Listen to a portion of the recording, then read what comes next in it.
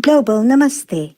Please join us this Sunday on a free global online episode, Vegan and Vegetarian Kitchen.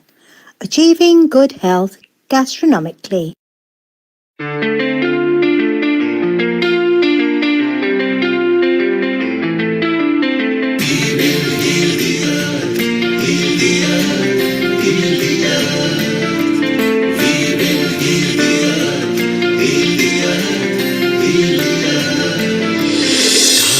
They can tell you stories which are brighter than yesterday. The streets have never been so quiet. The squirrels found a new hideaway. Tomorrow will never be the same. There is so much hope in our hearts. Brick by brick we shall overcome and walk right into a new start.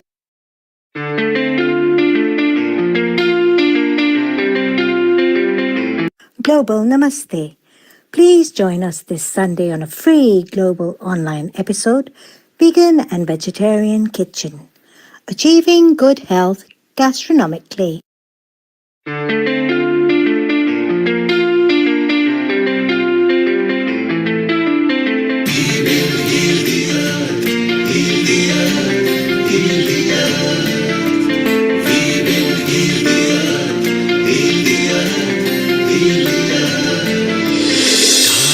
They can tell you stories which are brighter than yesterday. The streets have never been so quiet. The squirrels found a new hideaway. Tomorrow will never be the same. There is so much hope in our hearts. Brick by brick we shall overcome and walk right into a new start.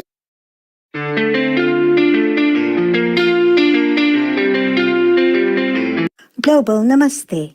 Please join us this Sunday on a free global online episode, Vegan and Vegetarian Kitchen. Achieving good health gastronomically.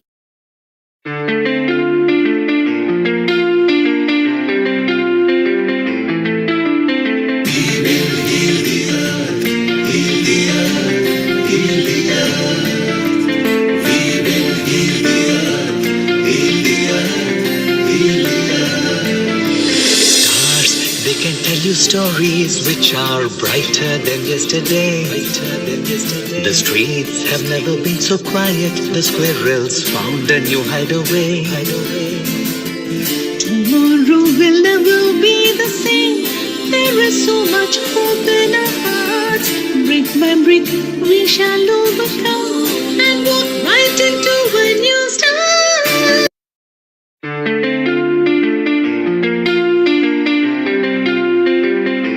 Global Namaste. Please join us this Sunday on a free global online episode, Vegan and Vegetarian Kitchen. Achieving good health gastronomically.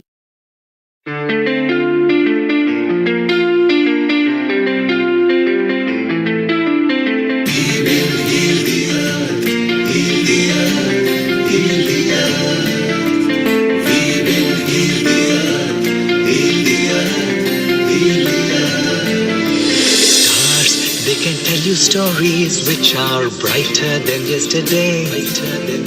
The streets have never been so quiet. The squirrels found a new hideaway.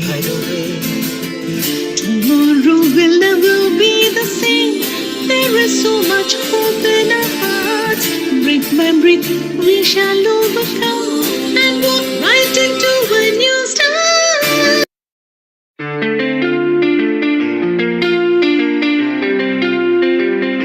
Global Namaste.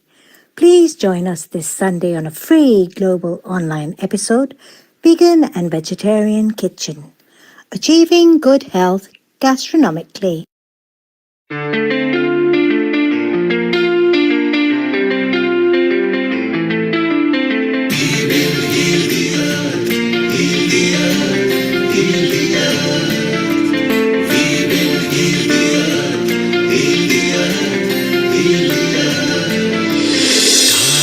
They can tell you stories which are brighter than yesterday.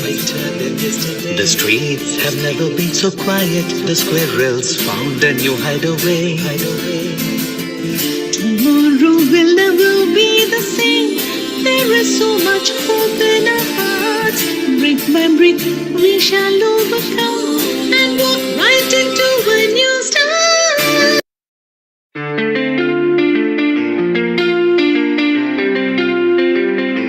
Global Namaste. Please join us this Sunday on a free global online episode, Vegan and Vegetarian Kitchen, Achieving Good Health Gastronomically.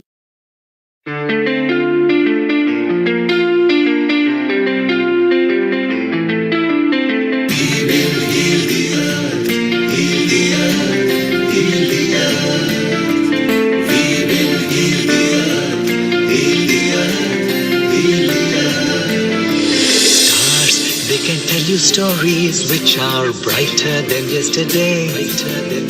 The streets have never been so quiet. The squirrels found a new hideaway. Tomorrow will never be the same. There is so much hope in our hearts. Brick by brick, we shall overcome and walk right into a new start.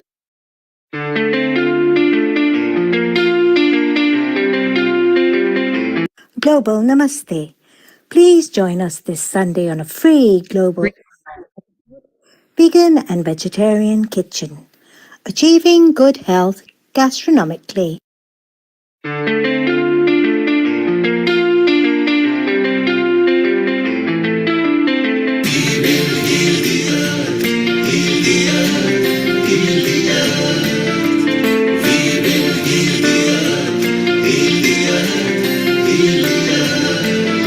'Stars, they can tell you stories which are brighter than yesterday.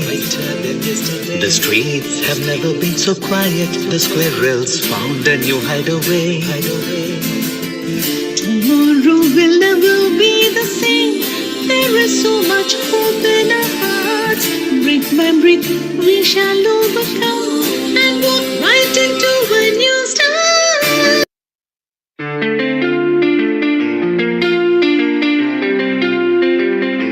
Global Namaste. Please join us this Sunday on a free global online episode, Vegan and Vegetarian Kitchen, Achieving Good Health Gastronomically.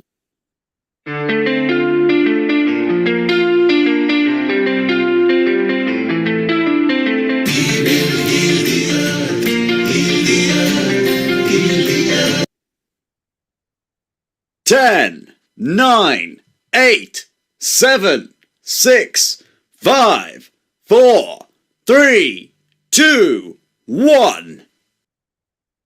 Global Namaste. Good morning, good afternoon, good evening to all the viewers of Healing Our Earth. I'm your host, Amrita, and I welcome you to this episode of Vegan and Vegetarian Kitchen. Before we dive more into the spices and the blends and the mouth-watering dishes that we have for you, it's time for starting with Gayatri Mantra. Closing your eyes, joining your hands, and a deep breath inside. Time for yourself. Om. Om Bhurbhuva Swaha Tatsaviturvarenyam Bhargo Devasya Dhimahi Dhiyo Yo Na Prachodaya. Om Bhurbhuva Swaha Tatsaviturvarenyam Bhargo Devasya Dhimahi Dhiyo Yo Na Prachodaya. Om Bhurbhuva Swaha Tatsaviturvarenyam भर्गो देवस्य धीमहि धियो यो न प्रचोदयात्।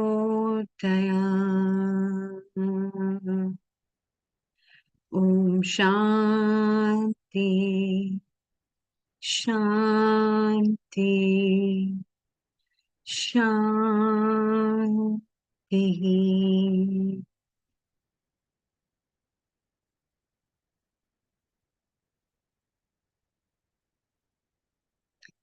As today's episode is based on transforming health through foods, and we will be bringing to you our experts from the domain of this industry to talk about what is food, how food is useful, what all things are there, some practical insights about the food, and with live demonstrations and talking about some ancient tips and remedies with healing ingredients. So we have with us our resident chef from London, Seema Bhatia.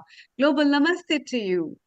Global Namaste, Amrita. How are A you? v- I'm good. A very warm welcome. And Seema, let's also welcome Dina from Philippines. A very good evening and global namaste, Dina. Namaste. Hi, Amrita, Sima. Good evening. I'm happy to be here from Manila in the Philippines. Seema, it's vegan and vegetarian kitchen. As always, there are so many things that we need to talk and we want to share with our viewers, and all the people who love these episodes are waiting for these mouth tasting dishes. So before Thank you. we talk with Dina, your 2 words insight on this, and then we move to Dina. So today we have something very different on our table. And as you know, that I spent an extensive period of my life in Southeast Asia, in Hong Kong, blessed with the opportunity to travel around that area extensively. So what we're bringing to you on the table today is Nyonya cuisine. Now, many of you may not know what Nyonya cuisine is. Nyonya cuisine is Peranakan cuisine. And what is Peranakan cuisine? Peranakan cuisine is reflective of the Chinese amalgamation with Malaysian and Indonesian influences. I am not going to say too much because I will keep the suspense brewing and we'll find out more when we get into the demonstration. Yeah. So, Seema, let's welcome Dina and let's hear from her what she has to say.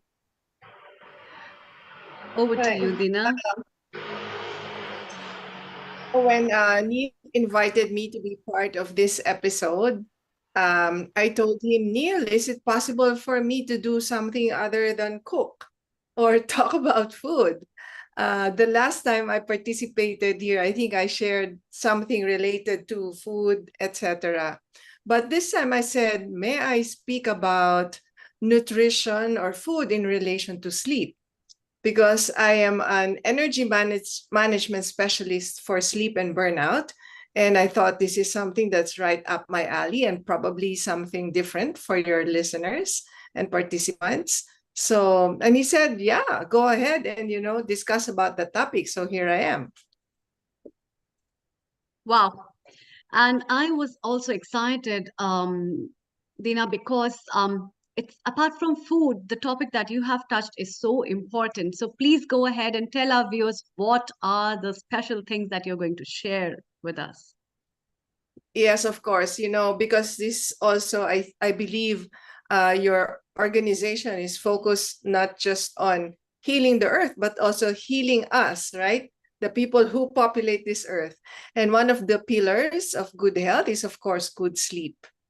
And I have recently been active on social media, sharing some tips about sleep, how to get good sleep.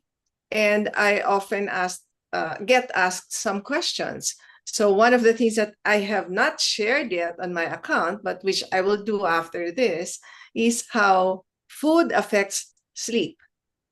I don't think we really pay attention to this. No, people who might have health issues or sleep issues probably are not thinking about nutrition in relation to sleep. But there is a big factor between, or rather, big connection between nutrition and sleep. This is because one of the things that happen for during sleep is, of course, when that's the time that our body goes into a repair state, right? And it has to have that time to be able to recover and clean our systems. But when we are not aware of that, then we are still probably eating so late into the night, which activates our digestive system, which affects our ability to get good, restful sleep. Okay. When we are sleeping, the digestive system is not supposed to be doing anything. Yeah, during the day, when we are awake, when we are active, when the sun is up, is the time when we should be digesting food. When we are sleeping at night, that's the time that the digestive system should also be doing its own cleanup and not being busy digesting your last meal. So the number one thing I think that people will benefit from is to understand when should your last meal be? Okay, how many hours before bedtime should you take your last meal?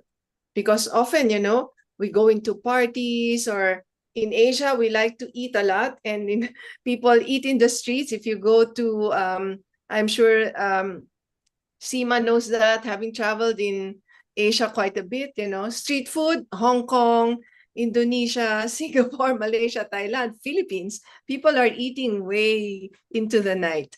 And so one of the things that we should remember is that we need to eat our last meal at the minimum 2 hours before we go to bed, or if possible, 4 hours, so that your food is already properly digested before you go to bed. And also remember that not to eat food that's hard to digest. Okay, so avoid your steak dinners. If you're a meat eater, I'm sure most of your listeners are vegans or vegetarians, but you might have relatives, friends, colleagues who eat meat. I would not advise eating like a steak for dinner. So if you'd like to eat meat, you can eat it earlier in the day so that you have plenty of time to digest it. So towards the end of the day, we should be eating foods that are easier to digest. So even those lentils that we love in the Indian cuisine, which could be a little difficult to digest, we should avoid that and eat it earlier in the day. So at night, you can have your vegetables, you can have soup, you can have some rice. And actually, rice is good for helping you to sleep, especially brown rice, because it contains, it's a complex carbohydrate, and it improves serotonin production, which is one of your hormones that's necessary for you to relax and be able to sleep. Okay, so while I'm in that topic, I'd also discuss some of the other foods that could help you to sleep better. So these are your do's. Okay, so some of the things or substances that we need in our body that could help us to sleep, first of all, is tryptophan. Tryptophan is an amino acid that helps our body produce serotonin and melatonin. These two hormones help to regulate sleep. Serotonin it helps you to feel good and relaxed, while melatonin is a hormone that helps to induce sleep. And some food products that are rich in this tryptophan are turkey, chicken, and eggs. Okay, so of course, if you're vegan, you will not be eating this, right? Dairy also, that's why they say that, take a glass of warm milk to help you to go to sleep and get to have a good night's sleep. So any dairy product, milk, yogurt, cheese, also nuts and seeds are very good for tryptophan. I know the Indian diet is rich in nuts, so almonds, walnuts, sunflower seeds, and the like. The other substance that helps you to relax is magnesium. We have a lot of magnesium supplements available, and this can help people with their sleep, also for relaxation, muscle relaxation, especially if you work out, and it also helps in reducing stress. So what are the foods that are rich in magnesium? Bananas and avocados. So in the Philippines, these are now in season. Well, bananas are year-round, but avocados are now in season. So it's a very good source of magnesium. Leafy greens, whatever is available in your location. So spinach, kale.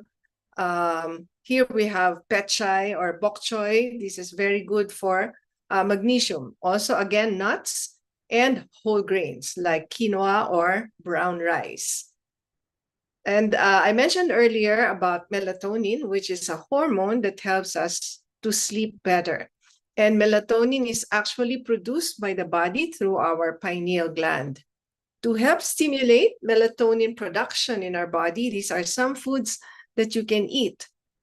Tart cherries or fruits that are more tart, and grapes, believe it or not. Maybe that's why some people think that drinking wine can help them to go to sleep, because wine is primarily grapes, right? I'll go to alcohol later. Nuts also, like walnuts and pistachios, are rich in melatonin. And tomatoes. So I know we have a lot of dishes in India or Indian cuisine that use tomatoes. Your curries and some stews contain a lot of tomatoes. So this will be good to eat towards the dinner to help your body produce more melatonin. And complex carbohydrates help a lot in serotonin production. So this will be your root crops, quinoa, oats, brown rice, and the likes. These grains are helpful. And tea, we're familiar already with teas, chamomile. Some even take passion flower tea. I know in India, you take a lot of spices also that could be calming, like cinnamon, that could help also to to help with the quality of your sleep. Now, what are the foods to avoid? So if we have the do's, we also have the don'ts. What should you avoid in order to have good sleep or not to disrupt your sleep? I think we're familiar with the first one, which is caffeine. So we already know this. Too much coffee during the day can disrupt your sleep. But caffeine is present in other kinds of food as well, not just coffee, right?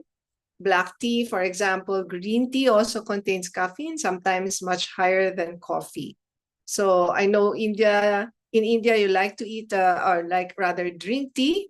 Chai tea is also very good, but it uses black tea. So try to avoid that later into the day or in the night. Chocolate. Also, a lot of energy drinks contain coffee, some sodas. This could keep you awake. So you might be wondering, how come I'm not sleeping well?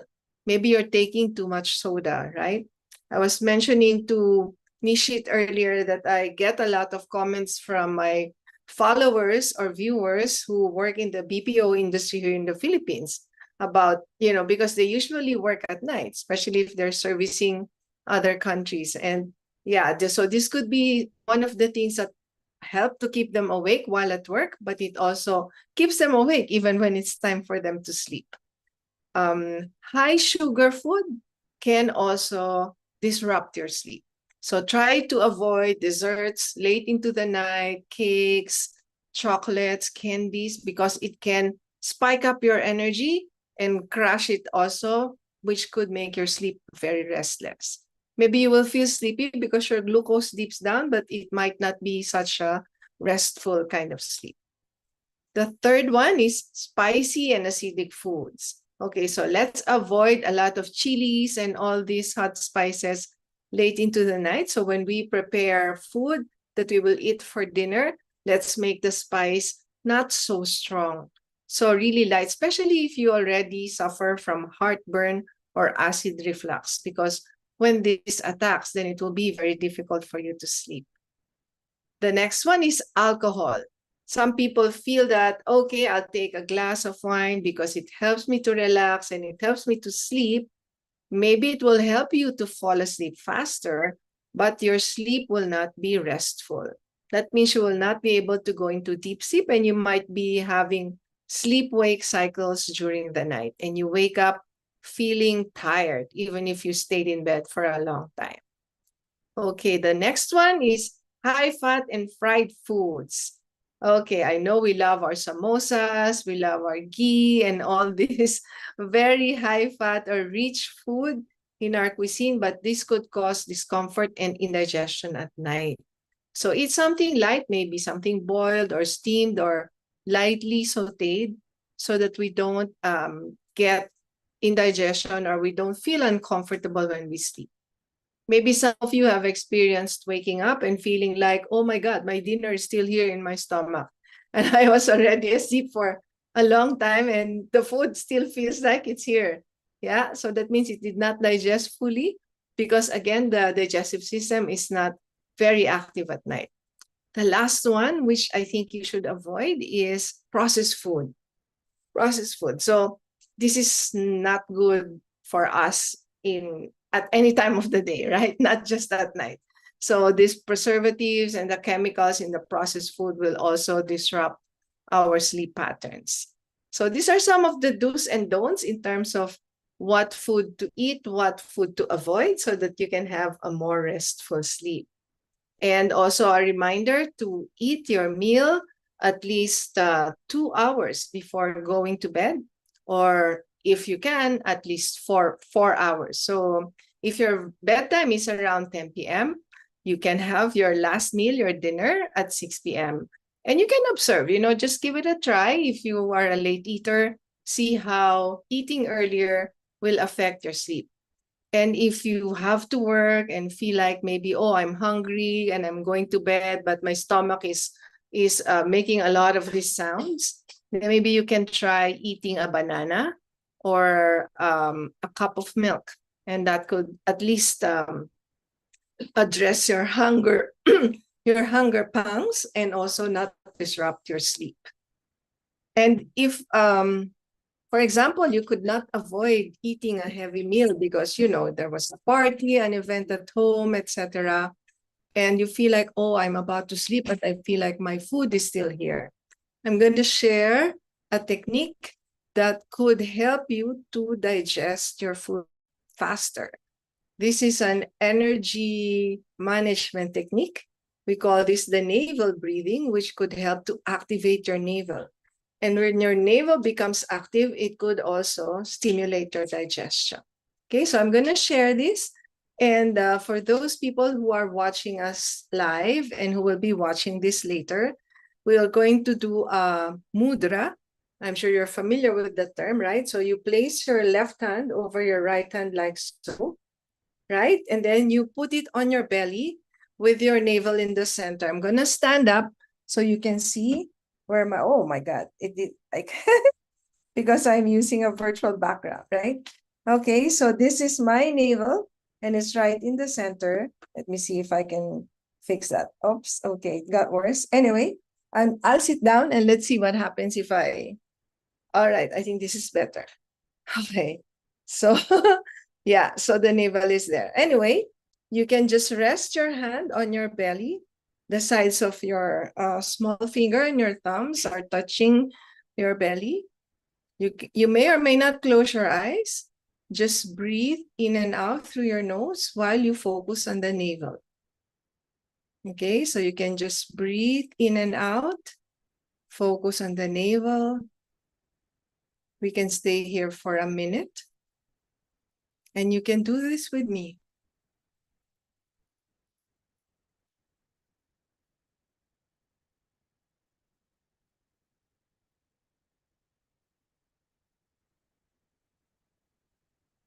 Just breathe normally through your nose.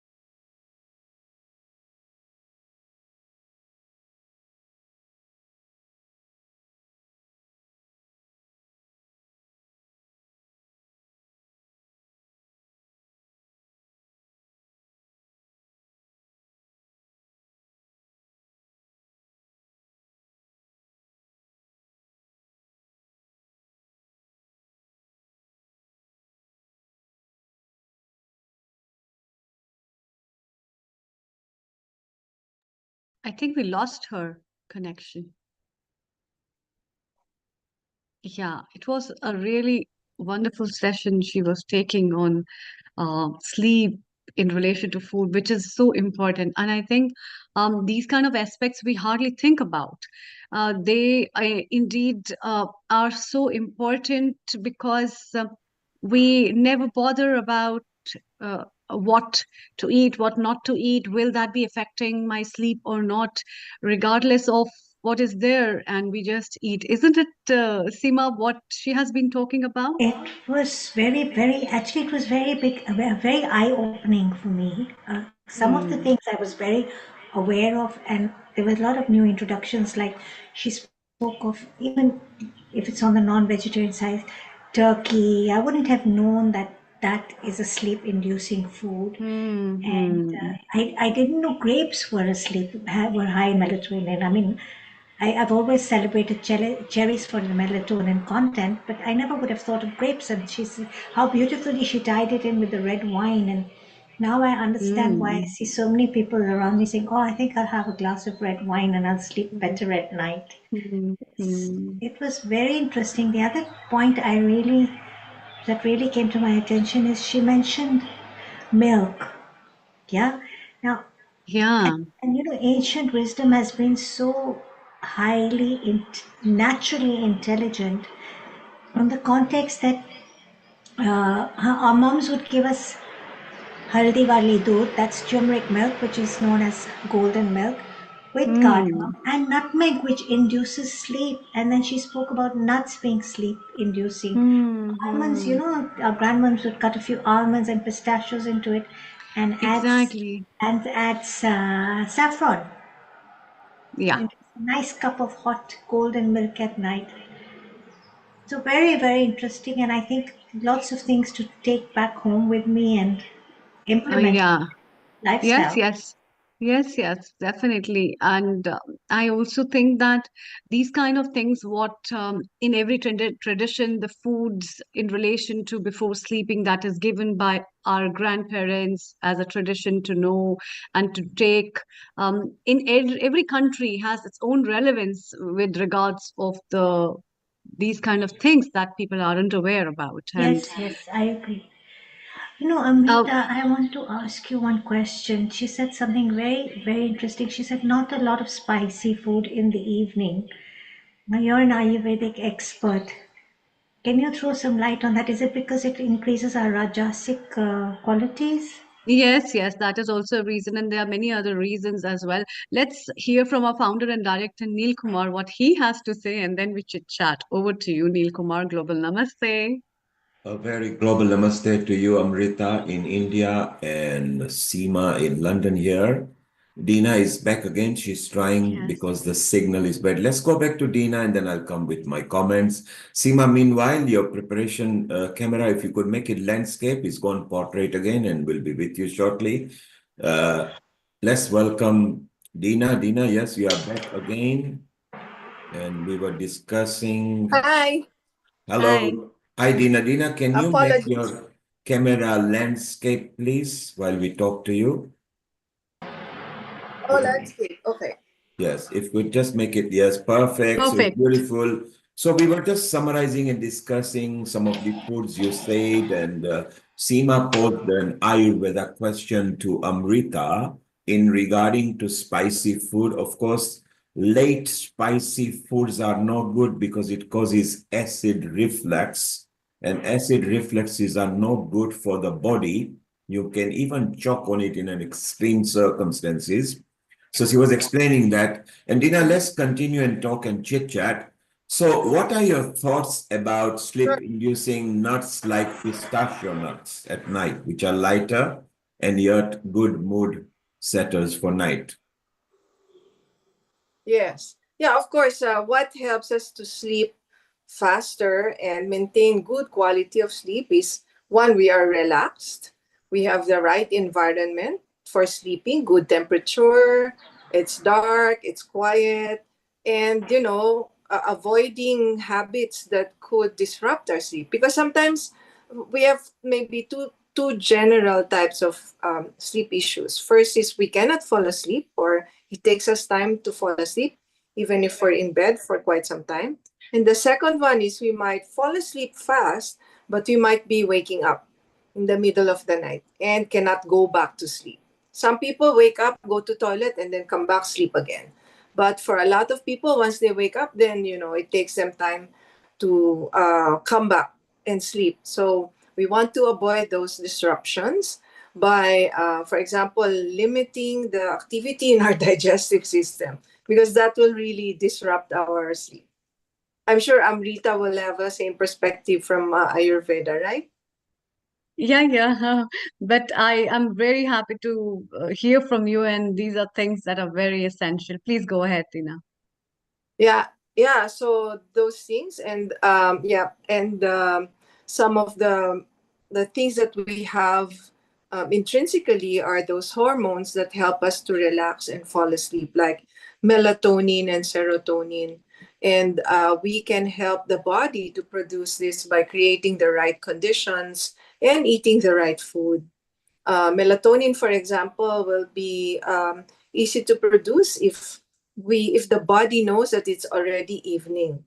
But the bane of our modern existence is that sometimes we are on 24/7. Yeah, I know in India we have a lot of BPO companies. In the Philippines we have that also. Manila, for example, it seems like it never sleeps. So any time of the day, even at night, you go out. Oh wow, the buildings are well lighted, and you don't know anymore that it's evening. So we try to create that kind of environment at home, so we can sleep, and the body knows that it's evening, so it will produce the melatonin, and we will naturally feel sleepy. Yeah, that's why when we go to the countryside, how come when I go on vacation I can sleep, but when I go back home I cannot sleep? Yeah, because in the countryside there's minimal light. You're in the beach resort or in the province. Yeah, there are no neon lights. Yeah, and it gets dark. People normally just go to bed. They don't have a lot of distractions like Netflix or YouTube, right? So True. then they easily fall asleep. Yeah. So, Dina, I wanted to ask you, most of the time, because of the working schedules, people really don't have time for the breakfast and the lunch. Because getting up early in the morning and then rushing for the office, they just pick up certain things, and lunch mostly are in the offices, whatever is available. And the only meal, most of the time, when I talk to my clients, they talk about the only big meal they take is at the dinner, Yeah. because that's the time they have for themselves, where they can cook or they can prepare something very which is really a food kind of a stuff, which is wholesome, and then eat. So in Mhm. that case, what is your recommendation? How would you suggest people for balancing their diet? Yeah, Thank it's you. unfortunate that we have that kind of situation, but sometimes we cannot help it, right? That's Mm. that is our modern existence, and that's why I feel like um, we have a lot more health issues now, even Yeah. with young people, because of the situation that we have to work. Like in the Philippines, for example, sorry, um, we have situations where people have to work at night, and in the morning I see them after work drinking, similar to what that you would do if it's normal working hours. They drink, and I'm like, oh my God, you worked the whole night, which you should have spent sleeping, but you come out of it, you're still taking alcohol. How can you sleep during the day? So I think a little bit more consciousness is important. We cannot always be doing what is convenient. Yeah. So my teacher and mentor, Master Delpe, calls it a modern sin, the sin of convenience, Hmm. or the sin of complacency. Yeah, so we become Hmm. complacent in taking care of ourselves, and we just go by Hmm. what is convenient. We eat packaged food. We were in a rush, and we're not really thinking of how our bodies are working, and we are so far away from nature. what is natural to us. Like, for example, it's more normal that we eat more during the day because that's when we need the energy, right? But sometimes maybe that deprivation of your breakfast and your lunch makes you want to eat more at night because, oh, I did not eat very well during the morning and the lunch, so I'll make up for it and eat more at night. But I think when they understand that, okay, if you're having sleep issues, then maybe this is one thing you should be looking at, right? Hmm. Hmm. Yeah. And what is your take on how important it is to include these kind of diets in the situations where there is an age stuff, that older people, they can't sleep again despite of even being at ease. They also Yeah. have hard time sleeping, and they also Yes. have certain medical conditions. So in those cases, what's your advice to them before we move to Seema? Yes. Yeah. So I think it's a little bit more complicated with older people, especially if they have health issues, because sometimes their medication also has this side effect or of affecting their sleep, right? Hmm. And sometimes I also observe that older people, they tend to nap during the day because Yeah. maybe they're not so busy, like nothing to do, children are away, you're alone at home, you don't have a lot of activity. So what do? During the day, you sleep, you nap Yeah. for a long, and then so in the evening, no more. The sleep is gone. Hmm. or True. Yeah, the that's sleep very is less, common. right? Yeah. Yeah. So maybe what they can do is also try and see their schedule, right? So find time to be a little bit more active during the day, so it's easier for them to fall asleep at night. Yep. And yeah, maybe do some volunteer work or go out with their friends, walk in the mall so they at least have exercise. And yeah, so they can volunteer in some kind of way, whatever their skill is, rather than just be at home inactive, watching TV, not doing anything, right? So then it Hmm. also affects the sleep. So that's, I think, what I observe from older people, because they're also, I'm old already and luckily I don't have any issues with sleep. In fact, my problem is how not to fall asleep when I still want to do Wow. something. I'm sleeping, but okay, I need to work, or I'm sleeping but I need to listen to this video that I'm Hmm. watching. So Hmm. I guess I'm one of the lucky ones. Yeah, that's there. And before we move to Seema, just one last question. What are the other micronutrients that are essential for sleeping, apart from magnesium that you mentioned? What are the Well, suggestions? Hmm. the tryptophan, because it helps with the production of melatonin. I think melatonin is really key, but I also don't like to encourage people to take supplements because, Mm-hmm. long-term use, dependence on something that's naturally occurring in the body, I also don't recommend because it impacts our liver, it impacts our kidneys, as you know, right, Amrita? So Yeah. as much as possible, my suggestion is to do it the natural way. Allow your Hmm. body to produce the melatonin by creating the right environment for it. Meaning that, you observe when it's evening, you darken your house already. Don't make it so like well lit, dim the lights, lessen the lights, so your body feels that, okay, it's evening. I should start to relax and avoid, all these digital gadgets that awakens you or stimulates Hmm. you. Avoid Hmm. activities that are overstimulating at night. Eat less, eat light. So then the body will just naturally fall asleep. So we don't Hmm. need to even worry about, okay, do I have this right thing? Did I eat right? I don't think our ancestors worried about sleeping back in the days, right? It's a True, modern true. day, modern day issue. So we Absolutely have to true. really look at our habits and be more conscious, be more aware. Thank you. So that is the message from Dina. Be very conscious and be very aware. And Make sure what's on the table before you sleep. Yes. Dina, thank you so much for joining. Please stay around. We'd like to chit chat more and know more from you.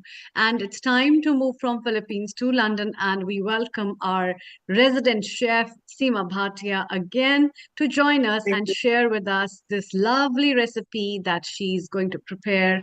And over to you, Global Namaste again, Seema. Global Namaste. What a wonderful talk by Dina. So much insight on how to get a Hmm. proper night's sleep. Yeah. Okay, so what do we have in store for you today? So before I begin, Yes. I'm going to first tie my hair. Sure, sure. It's something I do A primary do so that requirement. and Yes. a big requirement is to get our hands clean before we Of start course. cooking. So today, what do we have in store, Amrita? We Yes. have a Peranakan dish or a Anya dish, as I mentioned earlier. And I'd like to talk a little bit about this very beautiful cuisine that has a flavor profile that comes in so many layers. Now, what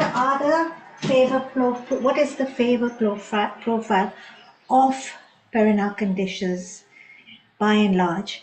It comes in layers of creamy, sour, sweet, salty, and Mm-hmm. texture. Yeah, and also spicy. So it's really, really, really exciting. The history of Peranakan cuisine is also very colorful. So basically, what happened between the 10th century and the 17th century, there was a lot of movement from China towards Malaysia and Indonesia. So what happened is, just as there was during the spice route, which was also synonymous to this time, and the Silk Route, again synonymous to the time, there was a lot of integration and immigration. So what happens with integration and immigration? There's this marriage not only between people where diversity is celebrated, but also there is an infusion of flavors from different parts of the world. So the Chinese elements of stir frying got infused with all the herbs and spices from the Malaysian and Indonesian regions. Now, one region that is very celebrated for Peranakan cuisine is the Malaccan Straits. The Malaccan Straits are located between the Andaman Sea and the South China Sea. This, to date, is one of the most popular maritime routes in the world to date. Okay, uh, and it was a very, very, very important trade route during that time, the 10th century to the 17th century. So, as these flavors infused, a new cuisine was birthed known as Nyonya or Peranakan cuisine. So, today I'm going to be demonstrating a Peranakan curry or a Nyonya curry.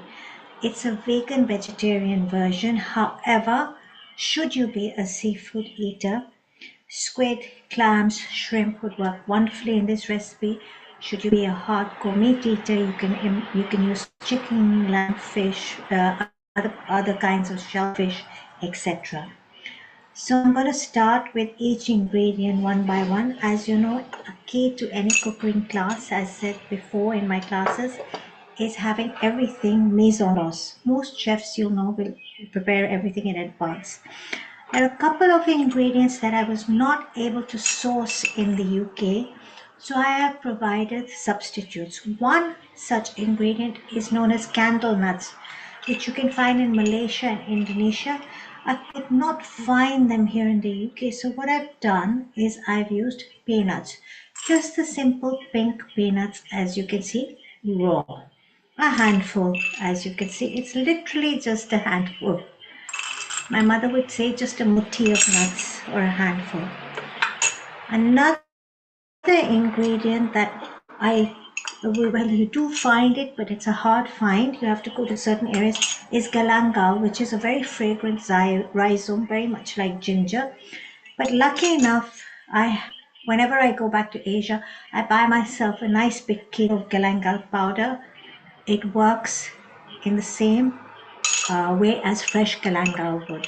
So for this recipe, if you wanted to use fresh galangal, beautiful, go for a 1-inch piece. Otherwise, go in for a nice teaspoon of galangal powder. So let's start with the ingredients. And I'm going to start with a mixture of a teaspoon of coriander seeds and a teaspoon of cumin seeds. So this is obviously celebrated during the spice route, and all these flavors were brought down to this region during that era. So we have the spices and we're going to add it into a blender. Raw, not toasted. I'm going to put that aside. The next thing I'm going to put into the blender is the peanuts. Now many of you are going to wonder, what am I making? I'm making a spice paste. So Nyonya cuisine is very, very popular for making different types of spice paste. Sambals, for example, as well. You know, the chili sauces known as sambals, those also, a lot of them come from Nyonya cuisine. So we've added in the peanuts, we've added in the cumin. The herbs that come from the region are lemongrass. So I'm going with a nice stalk of lemongrass. I'm going to add in some dried red chilies. I'm going for the spicy version, Southeast Asian cuisine. Now, traditionally they would use red chilies, you know, from the region, dried red chilies, and soak them. But my modern take on this recipe is Kashmiri red chilies, and I'm going to go in with a good 2 to 3 teaspoons. We like it spicy in our house. Let me just go in with all of that.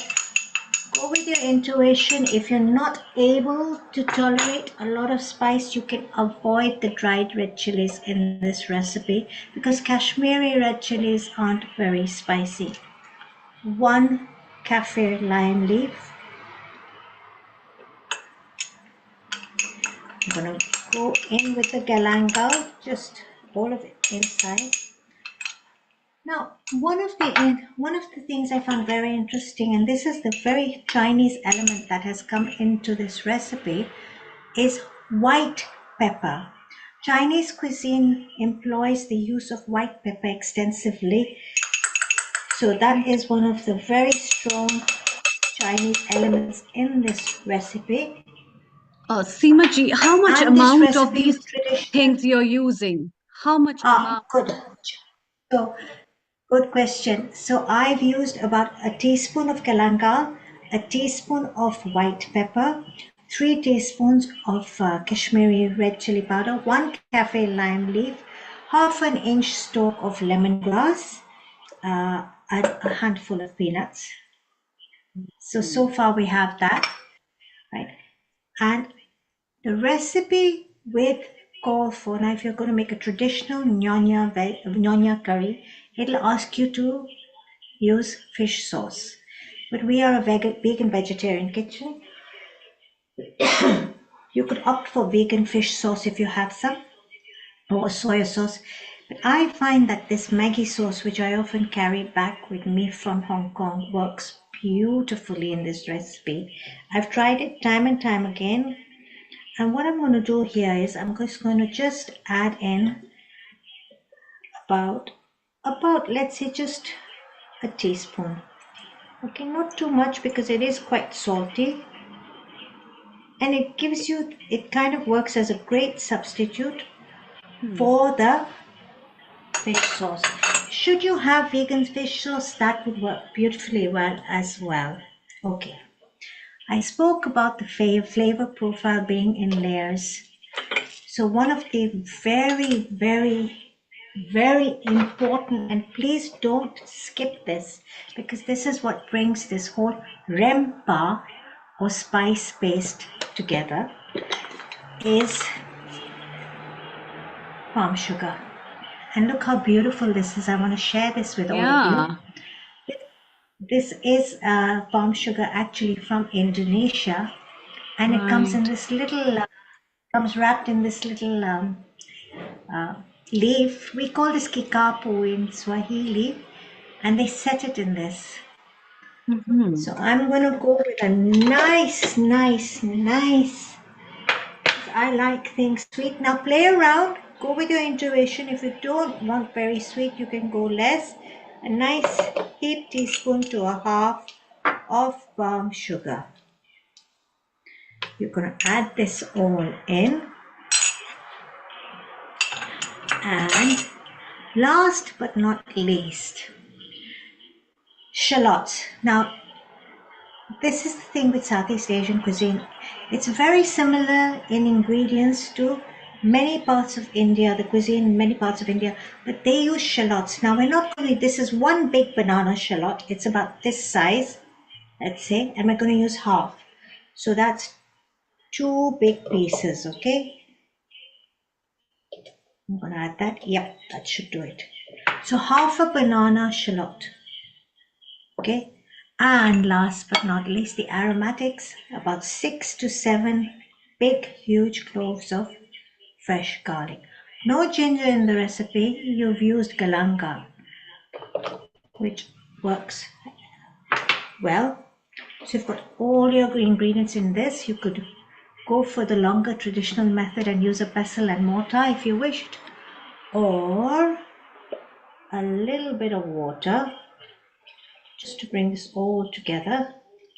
Seemaji, before we Carefully. blend and make a sauce out of it, again, just a Yes. quick rewind of the ingredients you've added to this.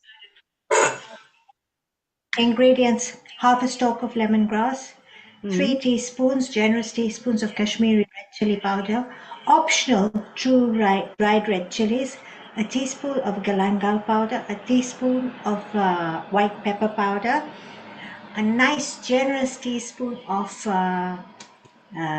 the palm sugar, and we have a teaspoon of coriander seeds and a teaspoon of cumin seeds, level, not too generous, just level, just to bring in the elements into the flavor profile, all here. And did I mention white pepper? A teaspoon of white pepper Yes, earlier on? yes, yes. I did. 7 cloves of garlic and half a banana shallot. Perfect. Is everyone with me? Yes, Do I, ready. I got all the ingredients. Okay. And some water now. Water with your intuition, of course, just to bring it into a thick, spice paste. And this is going to get a little noisy, so you might want to mute me while I do this, because I don't want to hurt your ears.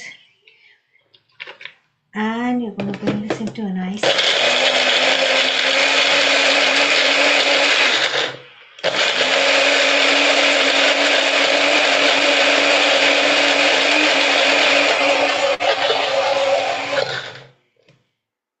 You need to do this. You want a nice, smooth spice paste.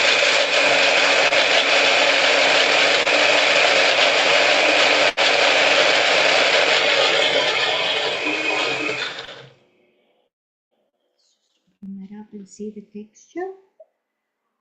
Wonderful. We'll just add a little splash of water, teeny tiny, just to bring this all together.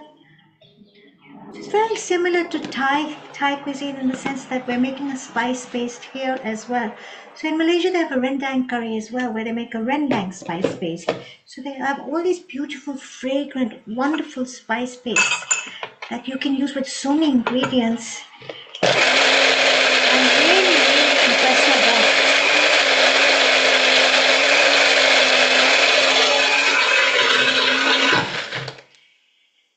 I love this magic bullet of mine. Okay. Lovely color, I And can I'm just see. gonna. It's beautiful. I can't tell you all the flavor layers that are the elements of flavor that are coming in here. And we've added in the palm sugar that is going to enhance the caramelization of this curry paste quicker. Okay. I So see. I'm just going to bring it here so you can all see. Yeah, So you get a nice feeling. color. So it's very much like the chili garlic, very lovely color.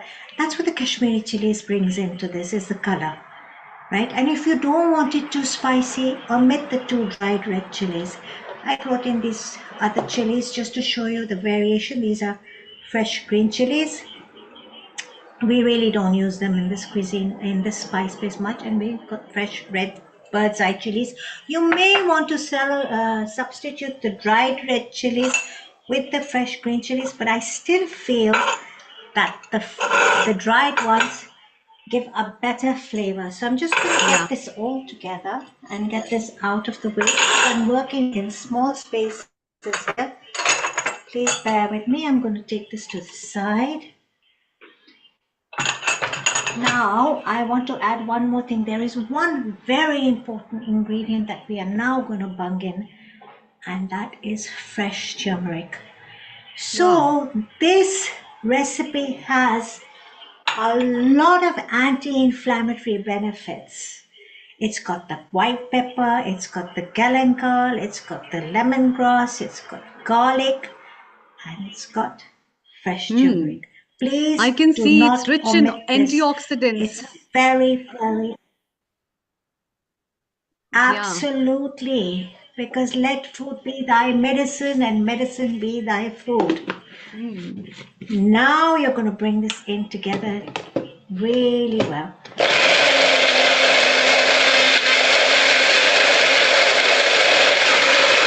You're going to ask me, can I use turmeric powder? Yes, you can, as long as it's organic.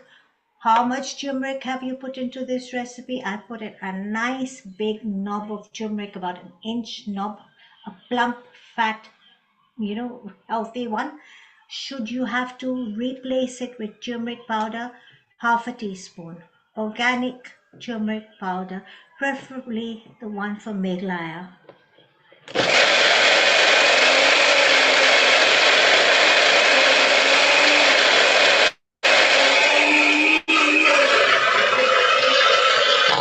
Boom. This is ready. Okay. So I wanted to ask you, because turmeric has its own flavor, will it not overdo with the flavor of the whole stuff, or? It'll overpower, but when you cook it up, you've got onion in this, you've got garlic in this, you've got galangal in this. So it's not only going to be just turmeric, right? So the turmeric and the cuisine is celebrated for using all these different rhizomes, and it will bring the flavor of the turmeric in, but it won't overpower it because you've got other elements working with it. And remember, you're going to dilute this up with another anti-inflammatory element. So this is a great anti-inflammatory recipe, which is coconut milk. Wow. Should you get fresh coconut, this is 1 can. Should you get fresh coconut milk, nothing like it. Yeah, and if you don't, then just go with canned coconut milk, not a problem. Okay. Had I been in Hong Kong, we have something called the coconut shop there. Yeah, it's in Kennedy Town, and you can just go there and he will press your coconut milk fresh for you. You'll just get the coconut peel and stick it through this blender, and all the coconut milk will come out, and you can buy it by the bottle. It's so amazing. Okay, so let's start. We're going to work on a low flame here. Okay, because I don't want the curry paste to burn. We're just going to heat this through a little bit, and then we'll move from here. Now what we're going to do is we're going to cook up this curry paste. Okay, so let that heat through, and for that we need oil. Now you can go with cold pressed avocado oil. You can go with a little bit of ghee if you like ghee. I like to work with light olive oil. Go with a healthy coconut oil would work beautifully well in this recipe. So let's go with a nice generous spoon of oil. You need that to take the rawness away from this recipe. So you're going to heat that through. I'm going to bring it down to a lower heat because my cooker is very, very fast.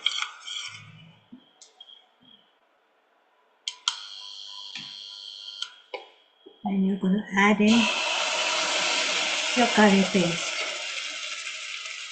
Okay, and you just, now the curry paste keeps very well in the fridge. It will keep for about at least a week, so you can reuse it. Now depending on how potent a curry, you can go with 2 or 3 very big spoons. You're going to ask me how much this is in tablespoons exactly. It's about 5 tablespoons. Okay, and you're going to cook this paste down. Yeah, so that very raw taste comes out. So very much like the Indian technique of making a masala. What are you going to do when you make a masala? You're going to add in your oil or ghee. You're going to add in your whole spices, cardamom, star anise, cinnamon, ginger, cloves, etc. You're going to allow the spices to splutter and pop and allow their cell membranes to explode. And then you're going to add in your onions. You're going to golden, just let them get golden. You're going to add in your ginger and garlic. Here what we're doing is we're adding in everything together. The onion, the chili, the galangal, the lemongrass, the lime leaf, 1 lime leaf. Don't forget that, the dry red chili, everything. And you're going to cook this up. Okay, remember to keep stirring it. If you don't keep stirring it, you're going to have to use more oil. And since we're going healthy now, we don't want to use that much oil. Some oil is needed in this recipe.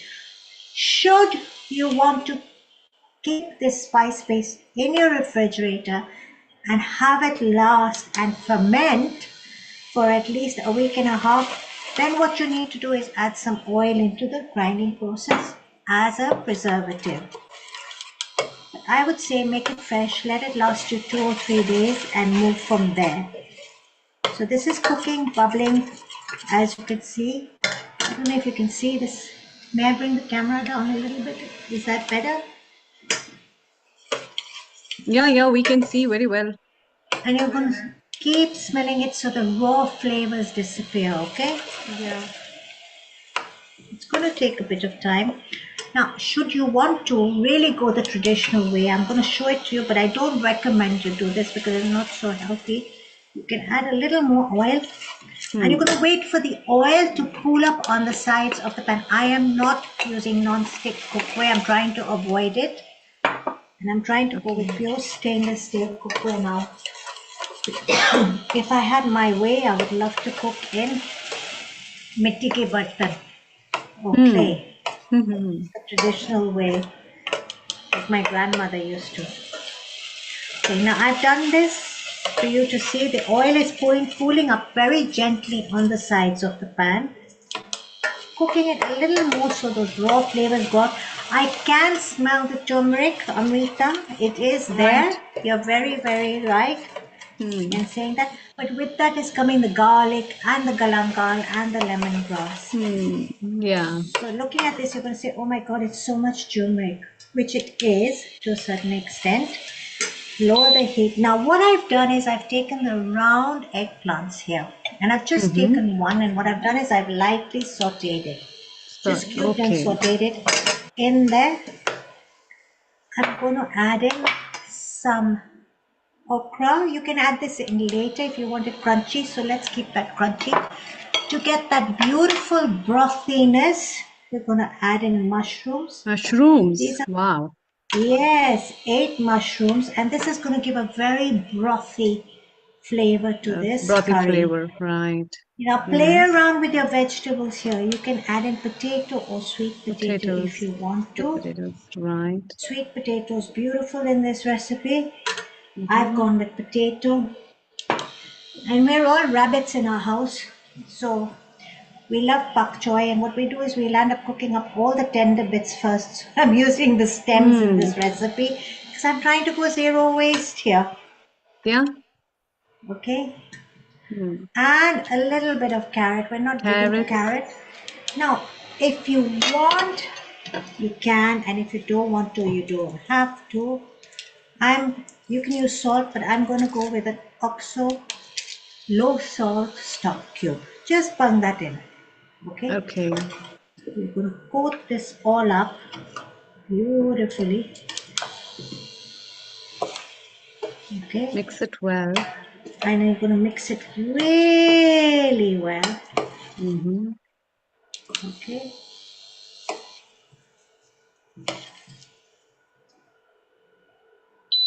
Take it one notch higher.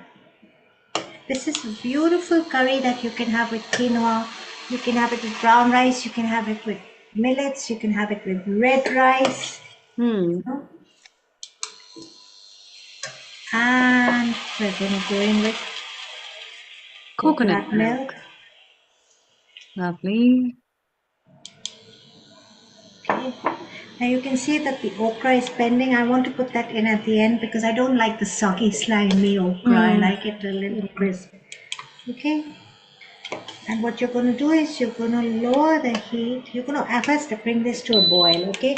Because the first thing you need to do with coconut milk is bring it to a boil before you cover it because it tends to split.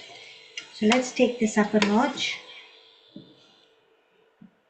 So, you can add green beans into this recipe, you can add tofu into this recipe, you can add boiled eggs into this recipe if you eat eggs.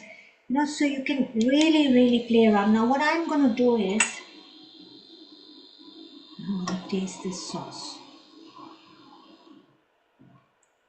You know what, it's just right. Oh, spicy. It's just right because we've added in the stock cube. Yeah, so the salt is just right. And the Maggi seasoning also has Yeah. salt. So if you like extra salt, you can. I wouldn't recommend it. Okay. Now we just have to be patient and wait for this to double, bubble, toil and trouble, fire, burn and cold and bubble, literally. So let that get going. Let's put the heat up here so we can get it boiling up. Once it starts bubbling, we're going to add in a little bit of water. Just a splash, and we're going to cover it and we're going to allow the vegetables to simmer. We don't want to add too much water because mushrooms are going to give off some water of their own as well. Yeah, mushrooms will give the water out. As I tasted this recipe, I'm getting the heat from the chilies. I'm getting the earthiness from the galangal and the turmeric. I'm getting the sweetness from the palm sugar or Palm gula sugar. malaka. That's what it's known as in Malaysian. So this is gula malaka, as I showed you earlier on. You can use jaggery, no problem. This is bubbling up, and we're going to add in quarter cup. So I'm just eyeballing this with andaza, which is what my mother taught me. Okay. That's bubbling up. And we're going to add in the sour element last, which is the lemon. Or you could use tamarind water. That works as well, and that is a good ingredient in that area. So this has to simmer on a low heat. So if you have any questions to ask me right now and put me to the test, I'm ready to answer as we go along. Yeah, it sounds very Any questions? like Anybody nice have any because questions on the substitutes? Let's make I the think, session interactive. yeah, that makes this like I can find it to be very nutritive dish in many, many ways because of the kind of ingredients you've added, which are rich in so many antioxidants.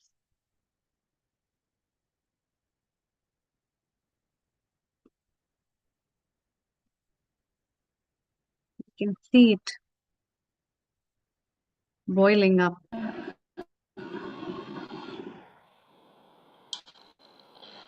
I'm sorry, I lost you for a minute.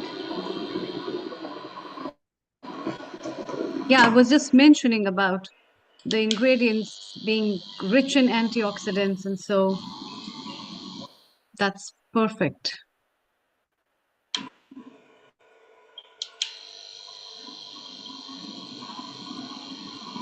Yeah, I can see Hi, Amrita. the simmering. Yeah, the curry is just preparing. Amrita, When would you like to add the okra?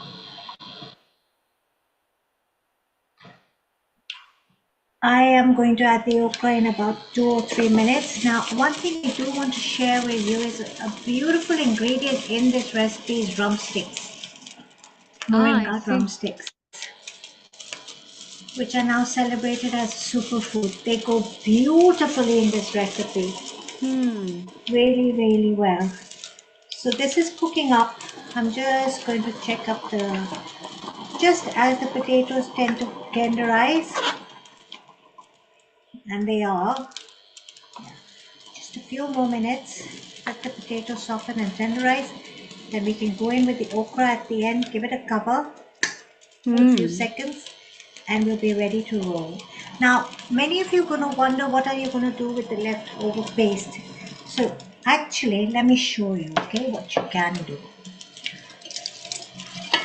So let's say you've made this on Monday and you've got all this extra paste, and of course we want to go zero waste. You're going to store this in a bottle.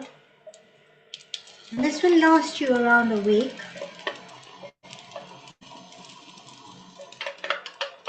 Okay, so you're going to take it all out.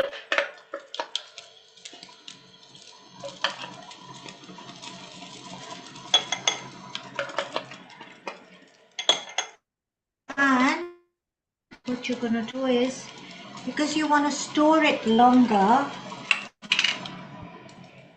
you're just going to give a layer of oil on top to prevent it from oxidizing, as you can see. Yeah. You're going to seal it and you're going to put it into the fridge. And you can use it on Friday. So when you use it on Friday, if you cook Monday, you're just going to bung this all in and cook it up. You're not going to add It saves extra a lot oil of time if as well, I think. you can avoid doing that. It's very time effective, and what works very well also as a natural preservative in this, it's a healthy recipe, but there always is a little bit of naughty as well. The potatoes are soft, just 2 more seconds. A little bit of naughty is you can add in a little bit of vodka, a teaspoon of vodka when you're grinding with the water. So that'll enhance the flavor profile, it'll take it to another level, and it'll act as a preservative as well. And it'll pickle up the spice paste in a way. Or you can add vinegar, but then it'll make it very sour. So if it's going to make it very sour, you're not going to add lemon into this recipe, and you're going to add more gula melaka, which means more sugar in your system, so you really don't want that. Okay, what I'm going to do is I am going to add in our okra. Here, I am going to give this a bit of a stir. So you've got the earthy colors from the mushrooms and the eggplant. You've got the green from the pak choy and the okra. You've got the light yellow, I would say, from the potatoes, or even better, sweet potato, orange. So you can add different elements into this recipe. If you want to be bold, you could add beetroot into it. It will turn your curry pink, but it's very, very attractive. So you can make it into a pink curry if you want to entice your children and say, oh, you're having a pink curry today.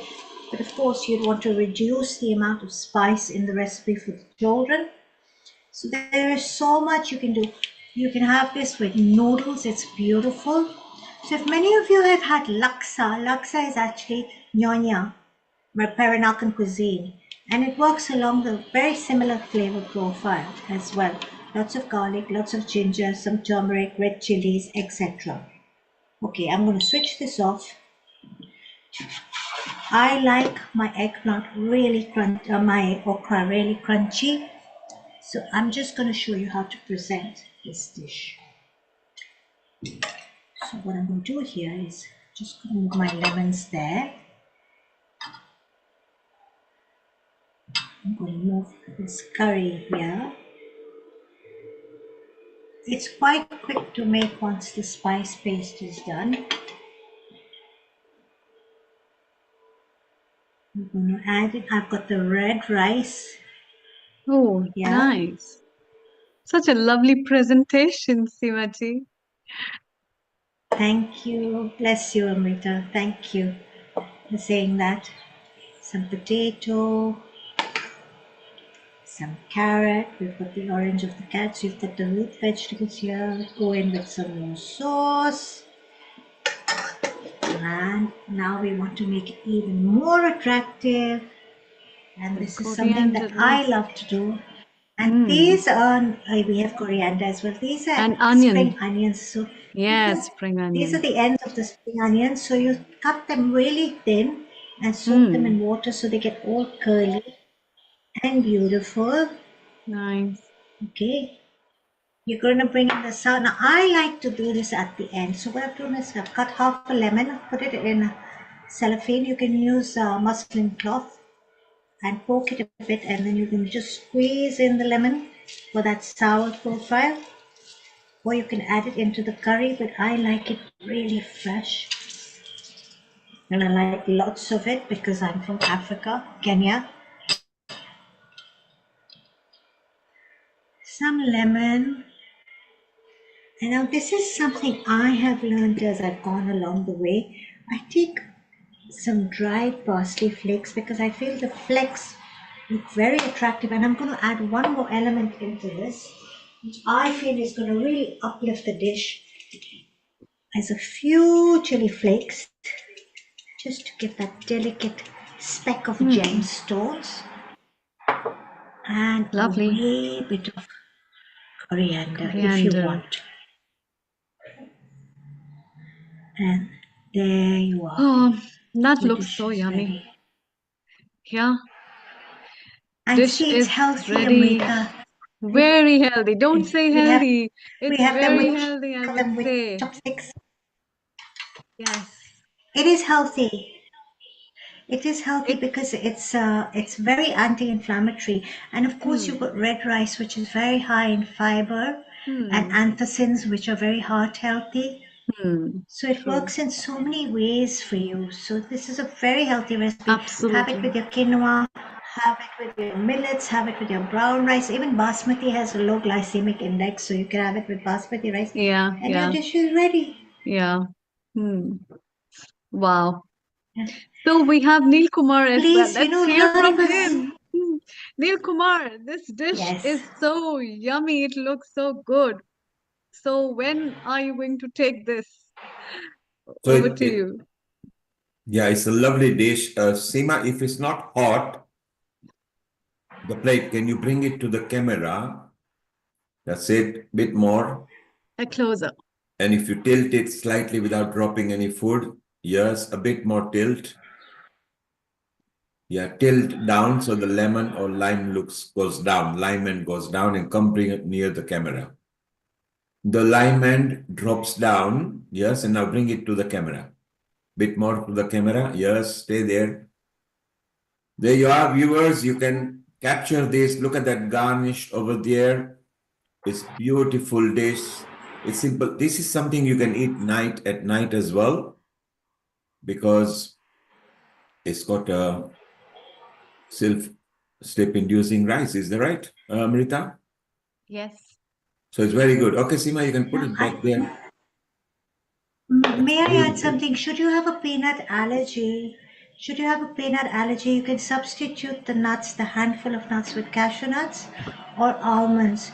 And Hmm. should you actually have a nut allergy, then you can substitute the nuts with pumpkin seeds and sunflower seeds. Hmm. So you're Yeah. really getting your really daily dose of antioxidants in. Now, if you're a devious mother like I am, and you want your children to get the omegas into their food without knowing it's there, Hmm. shh. Add in a tablespoon of flax seeds into the masala when you're Hmm. grinding it, or add in a tablespoon of hemp seeds into the spice paste Hmm. when you're grinding it. They won't know because the other ingredients flavors are so dominating. You've got turmeric, which is so dominating. You've got galangal and ginger, which are so dominating. They mask the flavors of the hemp seeds and the flax seeds. So like Yeah. I say, there are always ways around it. Amita, I grew up with my mom. Punjabi households eat a lot of parathas, right? Hmm. Parathe. Aloo Yes, yes. parathe. Yes, Yeah. yes. Pranthas. My, and we would pick the spinach in recipes and say, I don't like it, it's yucky.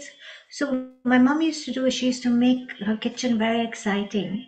So she said, today I've done some magic. I've made a green paratha, a green aloo paratha, and she would put pureed spinach into the dough, or she'd put a cooked pureed beetroot into the dough, or cooked pureed spinach into pumpkin into the dough. And she'd make it True, true, exciting. And true. as children, you have to uh, keep Seema, you playing around, mentioned but it's Seema, you mentioned paratha. Even our Shivani Golapalli, she likes parathas as well. So she was smiling, although she is from south of India originally, but they Hi, love parathas as well. A global namaste to you, Global Shivani. You love namaste. namaste to parathas, correct? everyone. It's so wonderful. I just watched your recipe and my mouth was watering. I felt like, no, I should just go and dig into the plate. It's amazing. Thank you thank so you, much for this innovative thank you. recipe. So both of you actually live in London. So at some point, you should cook for each other, and then we can come and sacrifice ourselves and try your food, eh? Oh, definitely, You're anytime. all welcome anytime to come over and have a meal with us. So We're happy to do a Southeast Asian spread for all of you. Seema, let's do once again. If you bring the recipe as close to the camera, so those can actually Oh, see the Amrita final. ji, Either the camera that you are talking to, if you can bring it there, that's fine. Okay, not that Amrita camera. ji, Okay, stay there. sweet corn is beautiful in this recipe. Stay there, stay there. Thank you. Let's just bring that.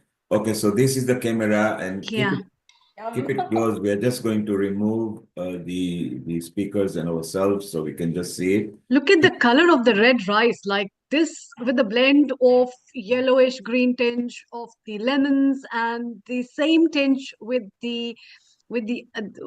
spring onions you see and the green. It's like so colorful. This is the rainbow of the plate that I often talk to people that has to be taken, because these rainbows are rich in ingredients of nutrition, of micronutrients and macronutrients. And it's With ready to, Amrita is ready to serve. Seema, if Yeah. you just angle it, the lemon end can just drop. That's right. Drop a bit lemon end. Yeah, and come slightly closer in the center of the camera. That's it. Stop. Stop. Perfect. Stop. Don't move. But there you are. You can see the sauce in the middle, just below the green leaves there. You can see the lime, cut in. So if you love it, dash of lime is very good. If you can get used to lemon and lime, then salt content can be lesser. This thing can be eaten late at night. You don't have to make it spicily hot. And Seema said, if you got any nut allergy, then try the seeds. And in case if you've got seeds and nut allergy, then just improvise with something that you like that has got a bit of a bulk in it. So isn't it wonderful? Yes. Brilliant, much. Seema. So keep May I share something? don't eat Yes, the dish. please. We'll show it a bit later Don't to eat. the people. I'm so tempted to eat it. You're Don't not worry, I have allowed a to lot more eat here. today. I'd like to share with all of you that So if Seema, this is something you Seema, Dina from Philippines is still watching, and she says this is yummy. Can you sort of either use a drone or something and send it to her? She's in Philippines.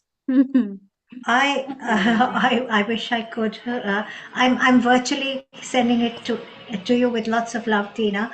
And another thing I'd like to ask is that this is a very high fiber content dish, and it's super healthy. It's filled with vitamins and antioxidants and anti-inflammatory ingredients, and it is the perfect fill me up lunchtime dish. When the sun is at its highest, it's very high in fiber, so it's going to stretch you out till the evening. If you're going to have red rice, you're going to not feel so hungry even at 4 o'clock. Very often at 4 o'clock, I'm Yes. starving and I want a bowl of macanas or some handful of nuts or a nice big bowl of fruit or something. But when I have my red rice, I'm not hungry. It's tummy filling actually, and it's nutritive as well. So It's definitely, nutritive. I'd recommend And to it's a people. dish that can be eaten in the evening as well, about 3-4 hours before you go to sleep, because Dina mentioned that rice is okay as well, rather than eating steaks. And if you are a meat eater or something heavy, then this could be eaten early evening, and you'll feel good, you'll feel full, and it may give you a slight sleep induction as well. Yeah, and I'd like to add, Neil Kumar, this diet I think is very good for Vata people. So all those who have a lot of anxieties and people who have a lot of indigestion and they feel bloated, I think the ingredients are right enough, which are increasing your good pitta element as well as it's warm, it's filling. It and the rice, red rice itself, it has got a good quality of filling up. So for all those Vata people, this dish is a good blend to be taken. So it's And I, beautiful. Seema, what you stay around, you can clean up your kitchen and everything, and shortly we will be back with a multi chit chat. And just before you go, Shivani is going to let you go with a singing number. So she will I would start with a number love for that.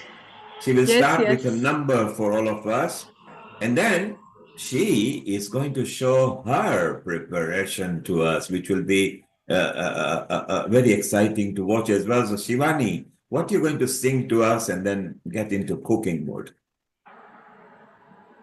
आज मैं ऊपर आसमां नीचे, आज मैं आगे जमाना है पीछे, टेल मी ओ खुदा अब मैं क्या करूं, चलूं सीधी के उल्टी चलूं, लेकिन आज मैं डोसा इडली बनाऊंगी चलूंगी नहीं. I'm so excited for that. Good. May I share one more thing? This recipe is very beautiful with noodles. So you Yes. can do the same thing and make a noodle bowl. Absolutely A true. winter noodle bowl or a spring noodle bowl with all the spring greens. It works beautifully. Yeah. And I was Amazing. also thinking, Seema ji, we can like use this sauce for with the noodles boiling in, and it will give the whole flavor There into you it. are, Amrita. You're a very good cook. You've nailed it. I can see where you're coming from. It works really well in a noodle bowl, and if you boil the sauce, and it'll take away the rawness of the sauce perfectly. And another thing is marinate your tofu and paneer in it, Mm. Yes. and pan fried, and then put on top put a lot of toasted sesame seeds. Yes. It's really nice. It works beautifully. Well, I can see I Lata's think mouth is watering as well. She is there, yes. Lata. Lata, you are smiling. Your mouth was watering when you see Seema's dish. So maybe Hmm. when Seema and Shivani gets together, we'll go and tuck in, Lata. Exactly. That's that's what it's all about. Ayurveda eating and eating gastronomically. So next time I'm coming to the kitchen to help out. So Always there you are. welcome. Anytime, Lataji, you're most welcome. So there And you are, welcome to Seema. London. Seema and Lata, you got assistant chef there. You got sous chef as well. So let's go to Shivani now. Lata, let's enjoy what Shivani has got to do. Seema, you can set your kitchen back up, and we'll see you back maybe in an hour or so. Thank you. Thank you, Seema ji. Thank you so much Thank for you so joining and much, sharing. Amrita. So much Thank joy you. always. Thank you. Yes. Thank you. Hi So, everyone. hi, Shivani. It's so lovely to always hear you. And I think with your melodious voice, as well as the quality of cooking today, you're also going to share something really yummy, which I can't wait to see and uh, know how to prepare. And I think that will add up with that. But before that, because you sing so sweet. One more song, please, before Any we request move you further. have? Any, no, anything, any of your tastes.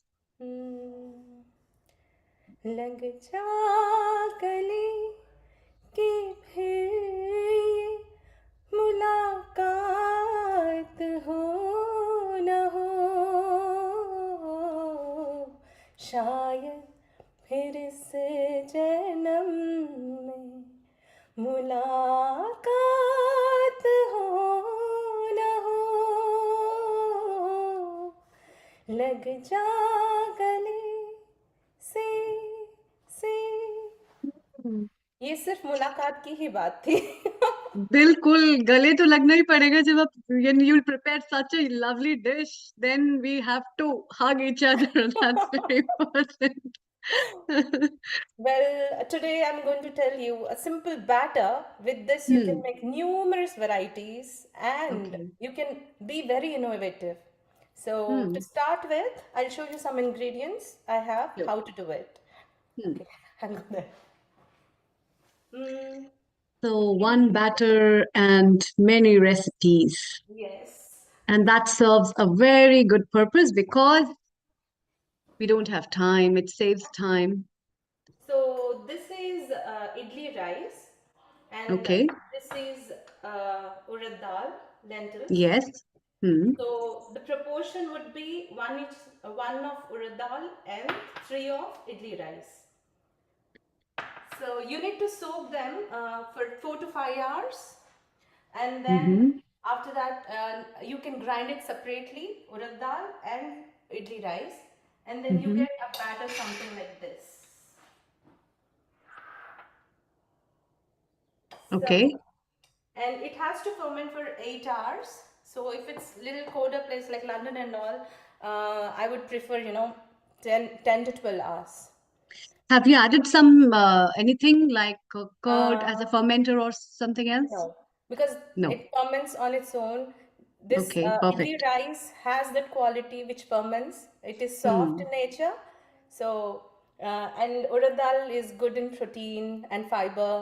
So, Yes. this is good for all diabetes and who are trying to lose weight. So, Hmm. and gluten-free food. So, you can make varieties with it. And to make idli, I'm going to show you how. So, this is my idli plate. Mm-hmm.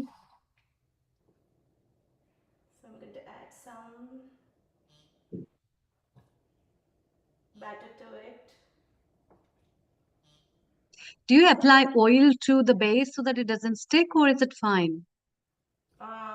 I generally don't apply, but yeah, it'll be good if you can apply ghee to it. So I prefer Mm-hmm. ghee. And then,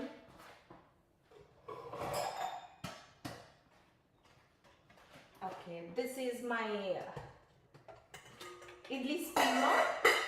So Yeah. this is how I am going to pop in. So this is the idli steamer.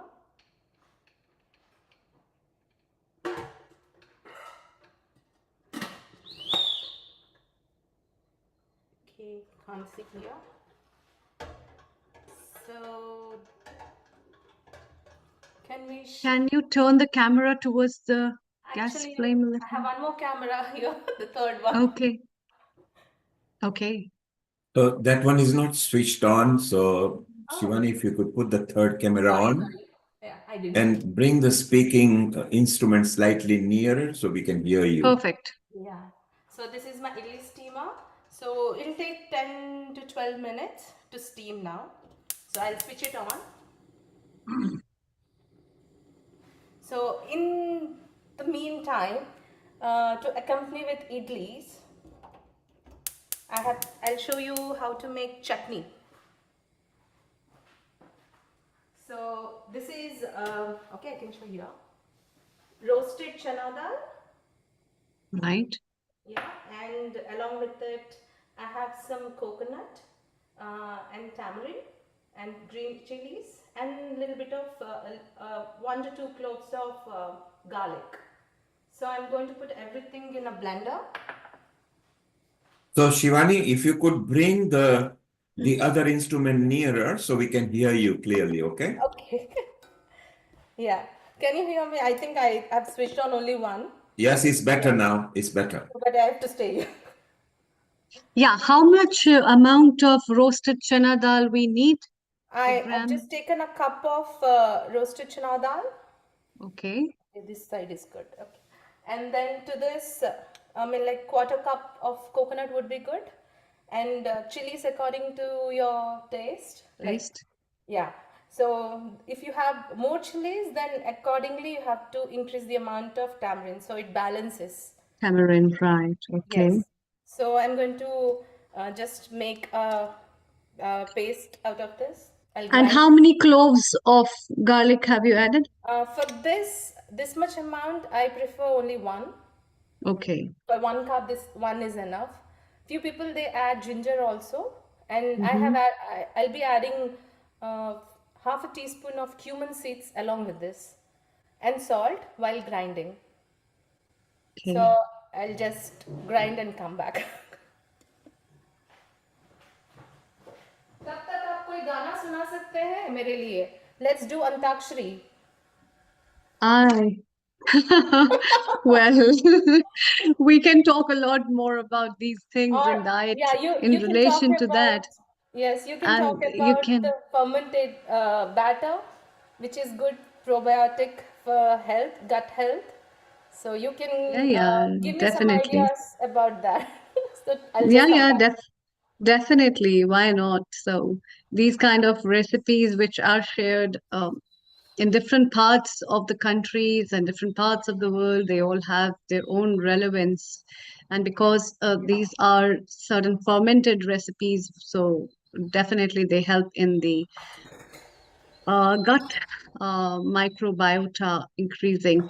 Uh, in today's time, there's a lot of talk about gut brain axis, and gut brain axis has a very key role in understanding a lot of physical and mental health ailments. And it has become a very interesting research in many of the institutions where we talk about how our gut influences our brain, neurological systems, as well as also about the kind of hormones that are released. And so the kind of food we are taking has a great impact on all these things which Dina talked about, sleeping, and in relation to Alzheimer's disease, in relation to a lot of neurological problems and senile disorders. People have noticed that your gut microbiota has a very, very key role. And uh, being a professional from the field of Indian system of medicine, I think the key concept of Agni, which people have talked about, the understanding of the gut microbiota has always been a priority for these traditional medicine systems that talks about how important it is to balance your diet and the choices that you make in relation to your food. Uh, these food choices, I think, Shivani ji, you also know that these kind of foods make a big difference on how we feel. Taking sometimes spicy foods, taking foods which don't align with the body also has got a, a link with your mental and physical health. You must have realized, and Definitely. that's how the foods go. Yes, definitely. You're absolutely right regarding, you know, as you eat, your body tends to tell you how to react, which is good, which gives you nutrition, everything. True, So, true. and I've Yes. just grinded my chutney. Okay, Mm-hmm. this looks correct actually. So I'm going Okay. to temper it. So I'm going to add a bit of mustard seeds. I've just put on my oil here. Um, I'm going to we shift it cannot. here. Yes, please shift. Yes, yes, perfect. Shifted that So while side, and maybe, Shivani, yeah. while Shivani is preparing that, Amrita, this food, which is predominantly from southern part of India, is now Hmm. world famous, that it Hmm. is part of a mainstream as well. The good thing about this food is because the sambar is heated and the idli, and chances of cross contamination and or food poisoning are the least. So this is one safe food for those people who travel to India to heat it, provided it has been given to you heated up. And you've got extremely less chances of getting food poisons as opposed to other fruits or salads which are not washed correctly. You could pick Hmm. up some food poisoning, E. coli, salmonella, and things like that. So this is one of the safest food to eat, even following day, you are okay as long as you heat it up. Go ahead, Shivani, over to you and Amrita. Yes. So Yeah, Anil Kumar is right. And even this is very light as well. Yes, Shivani, So please I'm go just going ahead. to temper it. I've just added 2 tablespoons of oil. You can Which add oil less have you too. used? I've used olive oil. Okay. But yeah, you can have coconut, sesame, anything. They are very healthy. So I think Southern, they use most of sesame oil. Coconut oil and Coconut yeah, oil, these you know, in oils. Kerala and all, they use coconut oil. In Chennai and all, they use most of sesame oil. So I'm from Hyderabad, so I use sunflower oil. But yeah, we have shifted to olive oil now. So just a teaspoon of mustard seeds and dry red chilies, a bit of curry leaves, Hmm.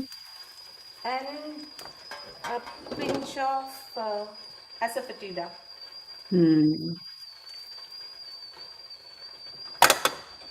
Okay, here we go. Wow. Tadka. Yeah. And asafoetida is said to be a very good raisin that is helping in many of the problems related with vata, as well as people who have problems of bloating and indigestion and things like that. I think this is a very good blend, and the colors that have come up are very nice, Shivani, Yes, where we see this. you know, you can do coconut chutney. If you add a bit of coriander to this, it becomes green chutney. You add Hmm. soaked, what do you call, red chilies to it, it becomes red chutney. So Yeah. basic base will be this. So whatever flavor you want, the color you want, you can just add to it, and the color and flavor changes. Hmm. So today I'm not going to make sambar because everyone have eaten sambar. I'm going to make Bombay chutney. It's kind of Hmm. instant. So to prepare this, I'm going to show you again different ingredients. So this is chickpea flour, Okay. Chickpea flour. Hmm. and to this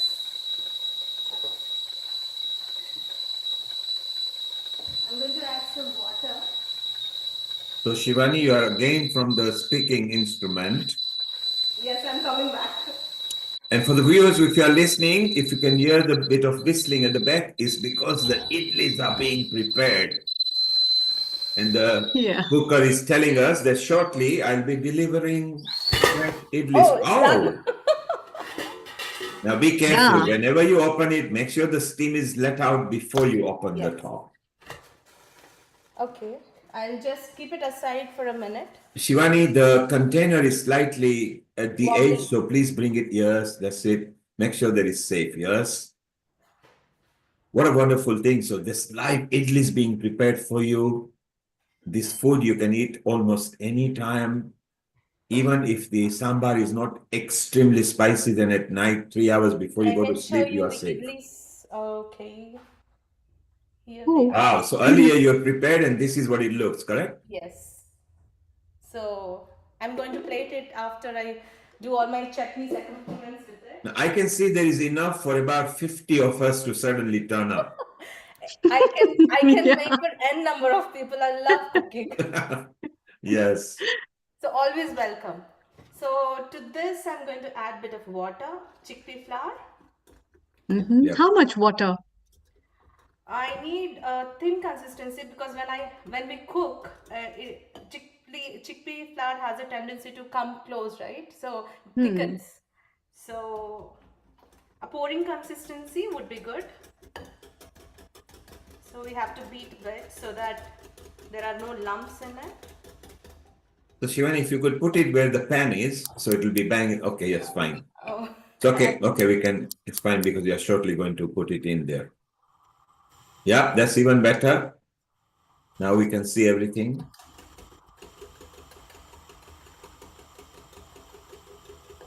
How will you know that you have put enough water and not too much?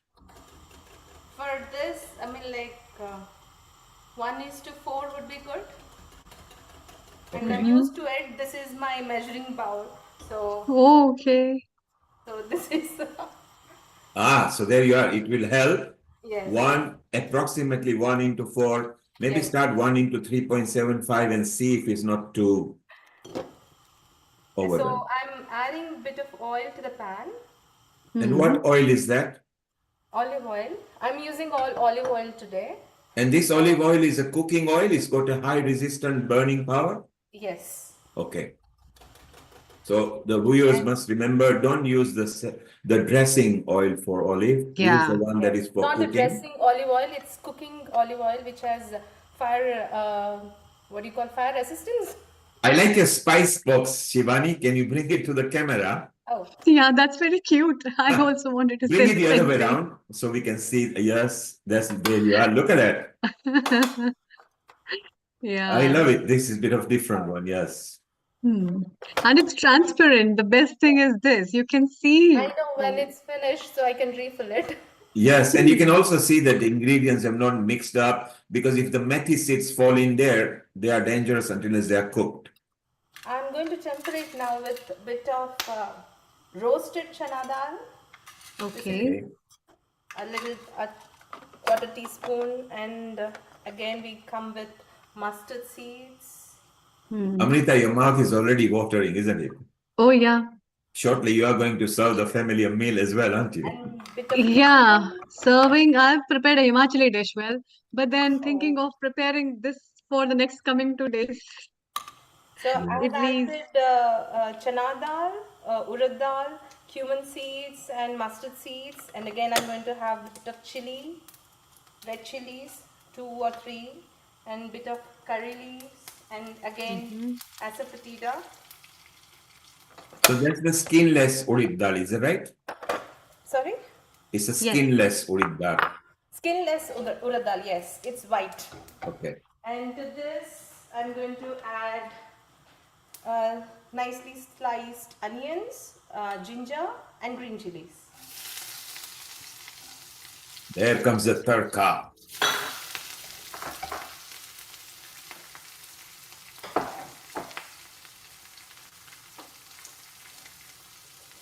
Okay. Amrita, somebody is asking on the things, what is the English name for urid dal? Lentils. Well, lentils are general name, isn't it? What They're is white lentils. White lentils. Yeah. okay? So just if you could just serve white lentils, maybe, and you will see, or just put I'm going to URID add a bit of BAAL. tomatoes. Yes. How many tomatoes? One tomato is good enough? Yeah, I think one is good for So two this is the onions. One chopped tomato is tomatoes, good. is it? Sorry? Yeah. It's chopped. Chopped Chopped. tomatoes or Yes, peeled? tomatoes are chopped. You can Okay. slice it small, or you can slice them. So anything would be okay. I can see Lata is daydreaming that, oh my God, when am I going to eat my idli sambar? I'm going to add a bit of salt to this now, so that the cooking process fastens. And then I use sea salt. The salt. Yeah. And to this, I'm going to add a bit of turmeric Turmeric. and a little bit of chili powder. It's optional if you want, or else it's fine. How many boxes you have, Shivani? Two, I three. don't know, I just ordered it, 4, 5. Oh, yeah, we can So see now I well. like all spices also in it. So whichever are convenient, and I know, it's getting finished, I need to refill them. So normally, Shivani, we generally have that still box with a lot of little containers. Yes. You seem to have gone for this 4 times plastic box per set, is that right? Yeah. Okay. I'm going to add this mixture to it now.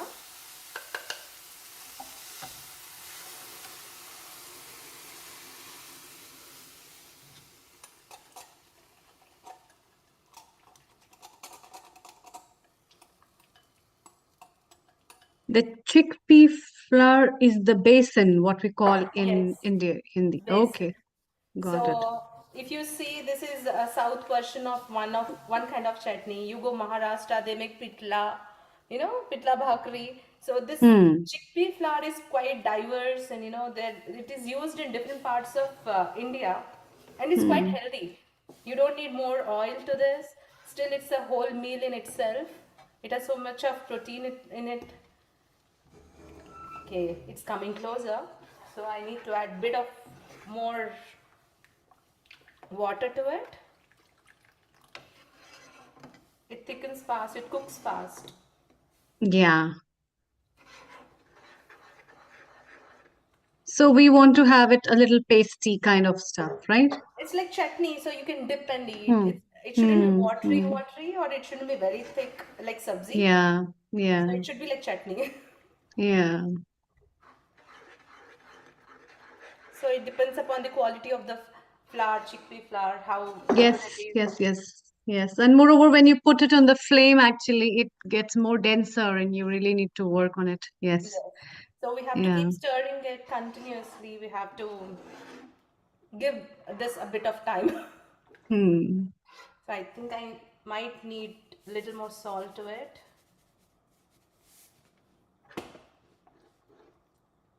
So I think we're almost there.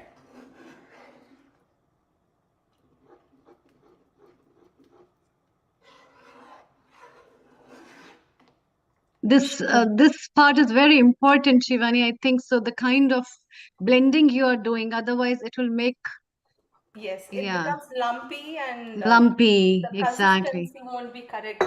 Yes. So this is very important for all our viewers to know that you need to consistently just Stir move it. it. Yeah, keep Yes. stirring it Keep stirring it. till you can see a shine in the sauce, the So Yeah, chutney. even the blend. Shivani, while you're constantly stirring it, maybe one antra of the song that comes in your mind with bringing love to the food. Hmm. रातें ये मौसम नदी का किनारा ये चंचल हवा कहा दो दिलों ने कि मिलकर कभी हम न होंगे जुदा ये रातें ये मौसम नदी का किनारा ये चंचल हवा. See, Shivani, see what you have done. Even Dhanada has switched on the camera and she's ready as well. I'm going to finally put the garnishing to it. A bit of Mm-hmm. coriander. Coriander leaves, yeah. Yes. Dhanada is ready for the next meal. She just finished her breakfast, and I asked her, please join in for this meal as well. Her And dish. Shivani, you mentioned about what the Maharashtrians add and everything. So she is from that state. She's in Oh, United States, but she's from that state. So I'm sure she amazing. would love to sort of customize this to the Marathi taste as well. Yes. Hmm. इसका नाम भी वही है ना बॉम्बे चटनी. Yeah. Ah, Bombay chutney. Dr. Pitla. Dhanada, please add up. Because Abhi, you have come from Bombay as well. Oh. Hello, global namaste, Global everyone. Namaste. How are you all eating without me? No, no, we are ready to have like your expertise on that as well. See, wow, so yummy. This looks so good. Yes, it's called pitla. Whenever we get lazy in the night or for dinner, we want a quick something. Hmm. This is so easy to make, and you I can can eat see. it with the rice, quinoa, couscous, We some Hmm. kind of a carbs our because this side is we eat this with puri, idli, dosa. yeah, yeah. Because it's full of protein and vegetables, you need some carbs to combine and make it more palatable. Carbs with the protein is a good idea because then protein breakdowns happens very well. So whenever they make idlis, carbs, they make sambar or chutney because it has a high protein with the lentils, right? Hmm. So Hmm. our cultural eatings has very meaningful attitude towards us. So it looks very simple for the girls and the people they are in the culture, like, oh, this is a regular thing.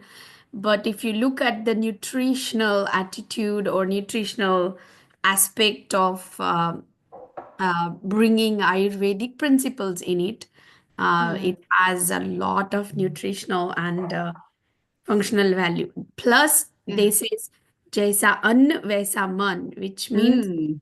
how you make your food or how you eat your food or what you eat, that's how you are going to build your character. So Shivani Yes. is singing and she's cooking. So everybody's gonna sing after eating that food in her house.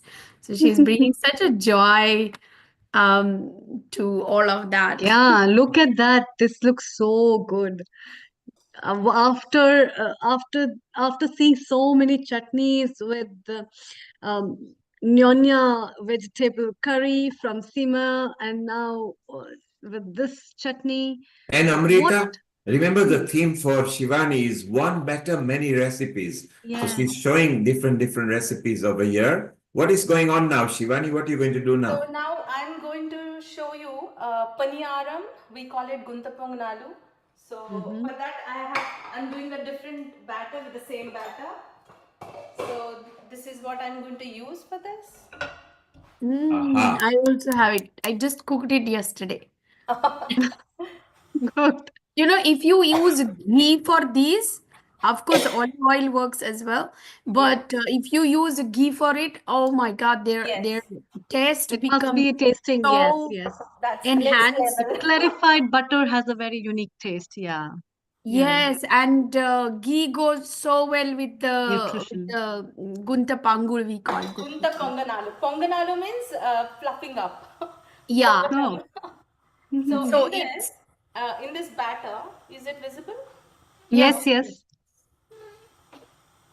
Okay. That's better, yes. Yeah, I'm going to add bit of soaked chana dal. Chana. Hmm. Ah, is it? Yeah, Okay. and See, see. New thing, Dr. Dananda, for you. a bit of jeera again. And chana Mm-hmm. is obviously favorite food of all the Indians because its crunchiness, its taste itself. I think generally once a week we do love our chana variation, don't we? And Yes. You know, chana is a horsepower food. They Yeah. Exactly. said that horses eat and run at such a power, It's a and human beings use horsepower as the fastest unit. There is a reason for that because they eat chana, and chana has such a great lean protein.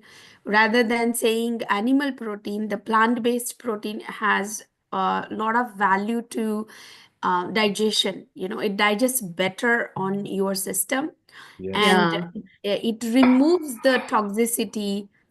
It doesn't cling into your intestine. Yeah. So Dr. Shivani, Danada, let's see what she's Shivani, doing. Yes. yes, Shivani, yes. can you bring your preparation dish? I love the way the other one, where you actually got, oh where my you God, she actually put so many julienne. ingredients. Oh, okay. Yeah, if you Yes. bring it, That so this is I'll get that Please again tell. because there is one more dish coming that time I want to show. yes, Okay. So fine. please No, no, tell plus what you tell. have put. So in this I have put bit of jeera, tomato, carrots, coriander, onions, and bit of salt.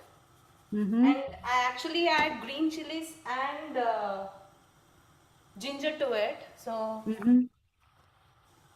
So a bit of curry leaves too.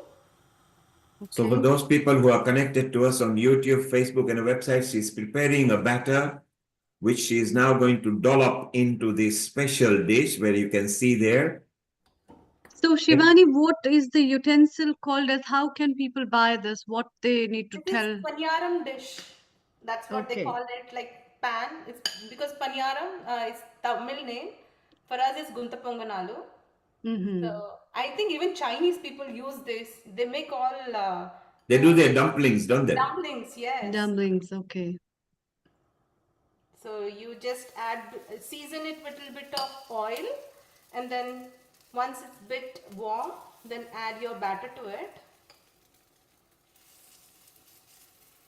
It cooks very fast. It's a very quick recipe. You know, when children come back from school, you can add whatever ingredients you want in it, hide it, and feed them. All the Wow. And it's vegetables. yummy as well, nutritive as well. Yes. Cool, cool. And a bit of chana dal, the horsepower, as Tanada was saying, so it drives the people. Yes, Yes, absolutely. undoubtedly. Now I can see the base will cook well. How will the top cook? Are I'm you going going to to put a sprinkle lid on it or? little oil over it. Uh-huh. And I like your spray bottle. Oh, thank you. So that I can use less of oil. And I'm Yes. going to cover it. Aha. So covering is important so that it cooks Yes. equally everywhere. I'm going to shift it here, and for dosa, I'm going to make masala, aloo masala. Ah, another dish. So see, there you are, one batter and many dishes. So now, One dosa. batter, many accompaniments with many items. Now, Shivani, I can see this is a standard pan anybody will have at home because you can make omelette in it or Yes. fry your parathas. So you don't have to have a special dosa utensil. This will do. This is not dosa batter. This is normal pan for, I'm making aloo masala dosa. Okay, so you are going to make masala in this Yeah, for the so dosa. for dosa, yes. So Okay. again, have to heat up my pan and add bit of oil.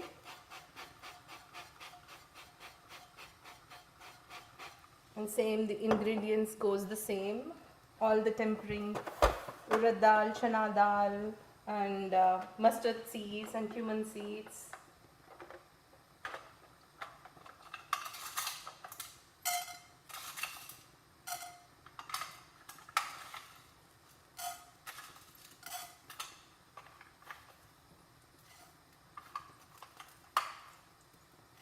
So mostly in all these batter, we use more of ginger, green chilies, and cumin seeds. It's very good for digestion, like hing and everything. It works well. And most of the dishes are not taking too much time. So it's good for snack, it's good for lunch, it's good for dinner. Absolutely.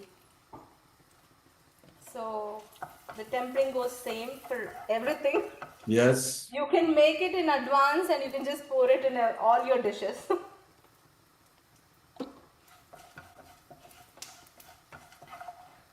And just in a short time, this is the fourth dish you are making. A bit of chilies and a little bit of onions.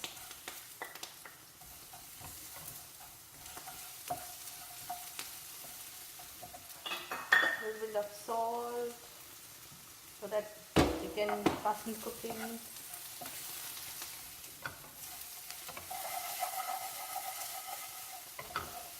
Janada, do you make this dish at home or is it slightly different version? So this is masala for what? For dosa, masala dosa. Oh, masala dosa. Yes, yes, we do. Yeah. He's going to put some aloo in it. Is that right, Shivani? Yes, boiled potato. So for those who are listening who don't understand what aloo is potatoes, boiled potatoes. You add them into this onion, chilies, and light oil at the moment, because this is going to form the filling of the masala dosa, which you will see shortly what it's for. How is the cooking coming along?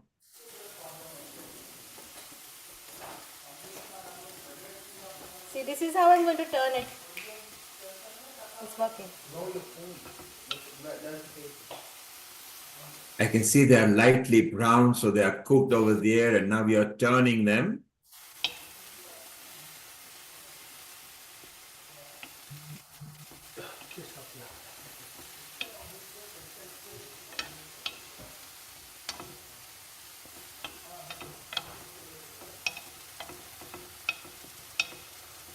They already look beautiful.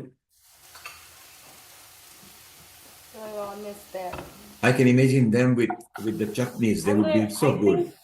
The onions have become little translucent, so I'm going to add my potatoes to it.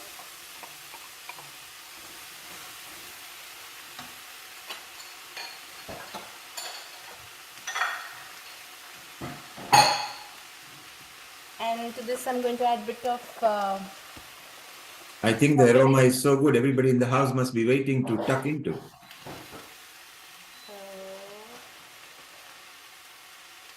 a very little chili. Yes. Yeah.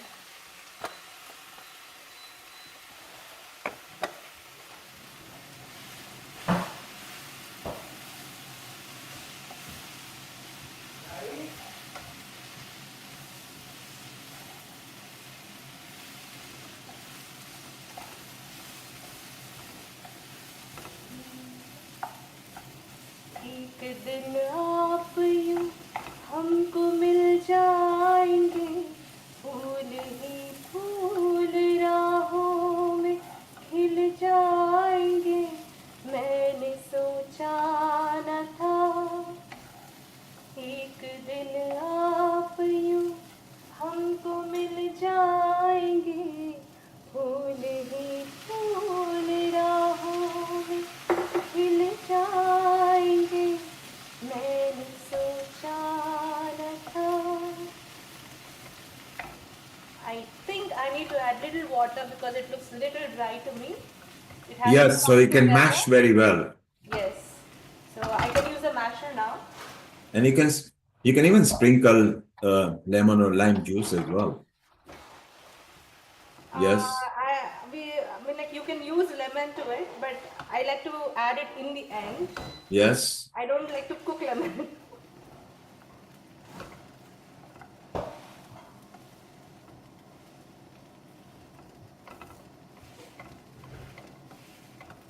It's coming along.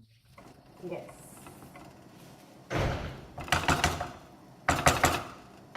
We are done with this. I'll just remove it.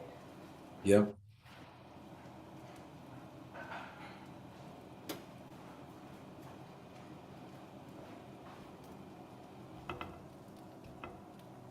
I think Banuji is watching eagerly. I'm sure her mouth is watering as well. Okay. Lata, you are dreaming, aren't you? You are dreaming which recipe, because Shivani is your friend too. You are wondering which recipe you should eat tonight, don't you, Lata? Well, I'm having a feast, aren't I? Exactly, yes. You can see it's called fistful of recipe. Yeah. No, I was just saying that curry. Can we it reminds me of curry, you know, the Curry, Punjabi yes. curry and the Gujarati curry without the yogurt. She Yeah, made that curry. without Exactly, yes, you're right. Hannah. Yeah, बिल्कुल कड़ी है but दही नहीं है. Dahi nahi hai. And I just like that variation that you created. Because curry is more watery as opposed to what she has made. So And I mean, she Semi thickened semi it. consistency what this chutney. It's like chutney. Curry yes. and all you eat with rice, so it has to mix well with rice. So these are Yeah, all I dipping like it. things, right? So you dip and eat. Yeah. But it's nice with Italy, no? Yeah, yeah, definitely. And Especially with puri and all, it tastes amazing. and what about with the dosa? Dosa, yes. Mm. Crispy dosa. Please come over. Neil, we gotta go. You can't let a good offer slip by. Yeah, we can have a feast one of these days because they're all in London. Shivani, I noticed that you kept whole chilies there. You didn't chop them. Any reason? No, I split them. They're not, they are. Okay, you've split them, have you? Yes. Yeah. Fine. So the children don't have to eat it if they, they can Yeah, just. they can remove it aside because mummy tikha hai, mummy is spicy and all. So, The flavor would especially be for them. there. So, we are done with this. And chilies are healthy as well for the children, but It's good for digestion again. It creates and heat. vitamin C. Yes. Danada, you love your vada pav. We can have this and with the pav, can't we? The Yeah. mix. Yes. We can make vada with this and Yes. pav. You can make the loaf of like a like a stuffed sandwich kind of, Yeah, sandwich one you know. in between. But I am really envying Shivani because she's getting her work done also. He's clearing By making, the- and I am watching, thinking, what should I cook today? एक तीर दो Hmm. निशान. And so nicely white dressed you are. Look at, can we have a look at your face? Yeah, she's here on the second camera. I'm here.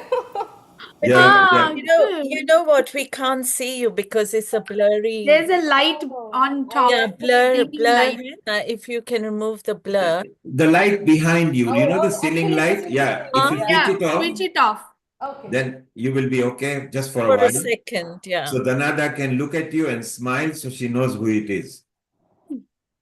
Yes. Now if you come near, Okay. there you Yeah, are. much better. Okay, Now, I'll keep it like that. yeah, it looks gorgeous. Awesome. I'm going to show you uttapam. Oh, my favorite. Another dish. Oh. So same batter goes for See. that. This too. And Danada, does Ayurveda like these dishes? It's mentioned in Ayurveda. Uttapam, kuntapangu, rice, uh, potato curry, everything is mentioned. To this, I'm going to add bit of jeera, cumin seeds, Yes. and you can do n number of varieties. So now you can add your Wow, look at that platter itself looks so colorful and rainbowish. onions, Awesome. a bit of capsicum, Oh. tomato, Now, All one of it's basically a pizza, but more without cheese, without cheese, toppings and without cheese. and Lot of, Indian pizza with less dough in it. There is no dough. You see, this is much better. there's no yeah, gluten in it. There's no Yes. no gluten. gluten. A They're splash of gluten oil. free. Now, Shivani, Some while that is cooking, bring your prepared dish to the camera. Let's see. So, as a good chef, you should always prepare the ingredients. Bring the ingredients of the pepper and the coriander and everything to the camera. Now, a good chef always keeps this ready. So they're not rushing and things are not going to burn out. look And at then it's that already, beetroots, and this is a carrots, rainbow color. So it's so beautiful. capsicum, potato, coriander leaves, and tomatoes. Yes. Yeah, it's a rainbow. You What is can insisted. add even thoda mutter or corn, Yeah. sweet corn. People add mushroom too. I don't know. I can't go next level. Chalo, address bhejo. Send your address to all of us. Yes. I'll be here in London. You can come anytime. I'll just transfer this to this. So the beauty of these foods, you can eat it at breakfast, lunch, dinner, anytime, And snack too. and snack as well. Yeah. Mm. And how does it go down with the children? They love this food. So I'm happy my dinner is done. I don't have to work I hard. know. That's what I was saying. You're doing two birds with one stone. Yeah. Well, she has done 6 birds with one stone. This is the sixth. This is the sixth recipe she is going to make. Breakfast is ready for me. And this is a classic example of women doing multitasking. She's singing, presenting, cooking, and feeding thinking later about on tomorrow. at the same time. And more important, she is enjoying. So she's putting good Mm. energy in the food. Yeah. Yes. And it The makes love. tremendous difference. So And I the love laughter. cooking. I love The lunch. laughter. So. Yes. The only thing is we are envying right now. So The mouth is watering. You know, our everything mouth is is reaching watering. you. Everything is reaching you. You are Thank mentally you. having it. You are enjoying it. At least you're not Hey, putting weight. It is we not need a weight. tech. बस देख के पेट भर रहा है. Weight You नहीं know, भर रहा है. I watch my mom cooking bhakri, or sometime we are not so very like a expert like her, you know. And I sometimes wish, my God, if this technology could improve a more little bit, she can just switch a button after making that food comes to me, and I am wondering, okay, that kind of a technology should come now. I think it'll have to be just Amazon bringing it Yeah, no, then Amazon, in 2 hours. like whoever brings this technology, they would be really like. Canada, you mentioned technology. So the Marriott Group in India have started using robots. The robot comes to your table. You Mm, order what you like and it brings very fast. It wow, clears your table very nicely. Then it says, "Are you okay? May I help you with anything?" And you can wow. say the pineapple was not cut correctly. No problem, madam. I will do it right now. So right now in Marriott's in Mumbai, the robots are serving. Yeah. Well, they've Wow. been doing that in China as well. Around Mm. the hotels, they go around Yeah, the with China the one trolley. was picking up the plates and everything. The one in India are now almost serving you. So I mean, it's just amazing what happens. That looks delicious, Shivani, the prepared dish. I'm going to make a masala dosa now. Oh, Stuffing the with masala the in. Just the potatoes. plain batter. Yeah. Mm. Mm. This This is the is wealth of South Indian foods, vegetarian foods. Being a vegetarian, I'm proud of it. Absolutely. And so I many think, So varieties. this is what people would like to know, that yeah, when they question, oh, what you guys eat, they ask this question to me, many of my patients, what is left to eat if you guys are vegetarian? And there is so many good foods and And they are nutritious and they are, good in everything, good aspect for us. absolutely, So absolutely. इसके लिए इतना सोचना भी नहीं पड़ता है. In 2 minutes, it's done. this Yeah. is Neil's favorite, isn't it, Neil? Well, Masala. I'm not partial. I generally eat every vegetables that exists. I eat generally whoever's house I go to. I eat their favorite foods because it's taken them years to acquire taste. So Yeah. never tell people what you want to eat. Go to them because they will generally try to feed you good. So if you went to Shivani's house, she will make sure she feeds you the best. Well, But because she has Very best. acquired the taste, she will do she'll that. give you a menu and then you can. Yes. So I don't choose menu. My menu is what you eat is what I want to eat because it takes them years to acquire. I can see, look at that dosa coming out so nicely. I This can batter is see. so Neil versatile. can eat anybody. No problem. Neil's favorite is I can see that he's acting on that. Yeah, I believe you, With the Neil. chutney and idli sambar. Idli Idli sambar. sambar, yes. Earlier we did idli there and a Amrita, chutney I there. guess, went to make her own dinner. Now she got inspired by Shivani. She's kind of let me get finished it as well. She's doing She's serving the family She's the meal serving right now. me. Yeah, Himachalian meal. She's yeah, yeah. so this is going to be next on Wow. the menu. Shivani is actually preparing here. Let's bring that camera. Yes, we can just see there. Mm. Which dish is this, Shivani? This is for dosa I'm keeping.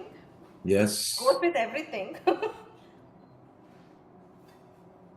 Mm. Wow. Dosa, idli, uttapam, guntapangu. Wow. Everything. So And the other one, we did the mini ones. yes. What is the mini ones? I don't know what. The little puffy It was ball. Tamil.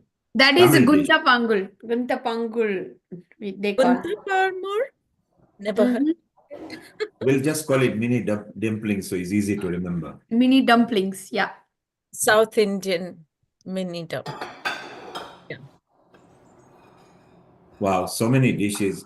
So maybe we'll zoom the camera into each prepared dish. Look, there you are. Look, the whole thing is. I bet the whole household is waiting for it. My son is already here. Your assistants must be also waiting, Shivani. Yeah. Is that your husband there? Oh,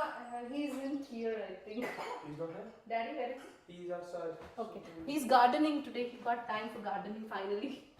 And who with this? Oh yes, your son here who helped you set up as well. Yes. Oh, he's taken the plate out. He's just saying, I want to try now. Look at that. Give me 2 minutes, it'll be done. Yes, he's ready for it, right now. And we'll bring it to the camera so we can show everything again a bit later. Yes. And now Dhanada can't wait, so she is going to make some quick food for herself as well. Is it visible? Yes, we can see. It's what an expert and professional, Shivani. Thank you. Well done, darling. Are you making something else, Shivani, now? I'm cleaning up. I can't see it like this. Yes. I actually want to make chai if you're interested.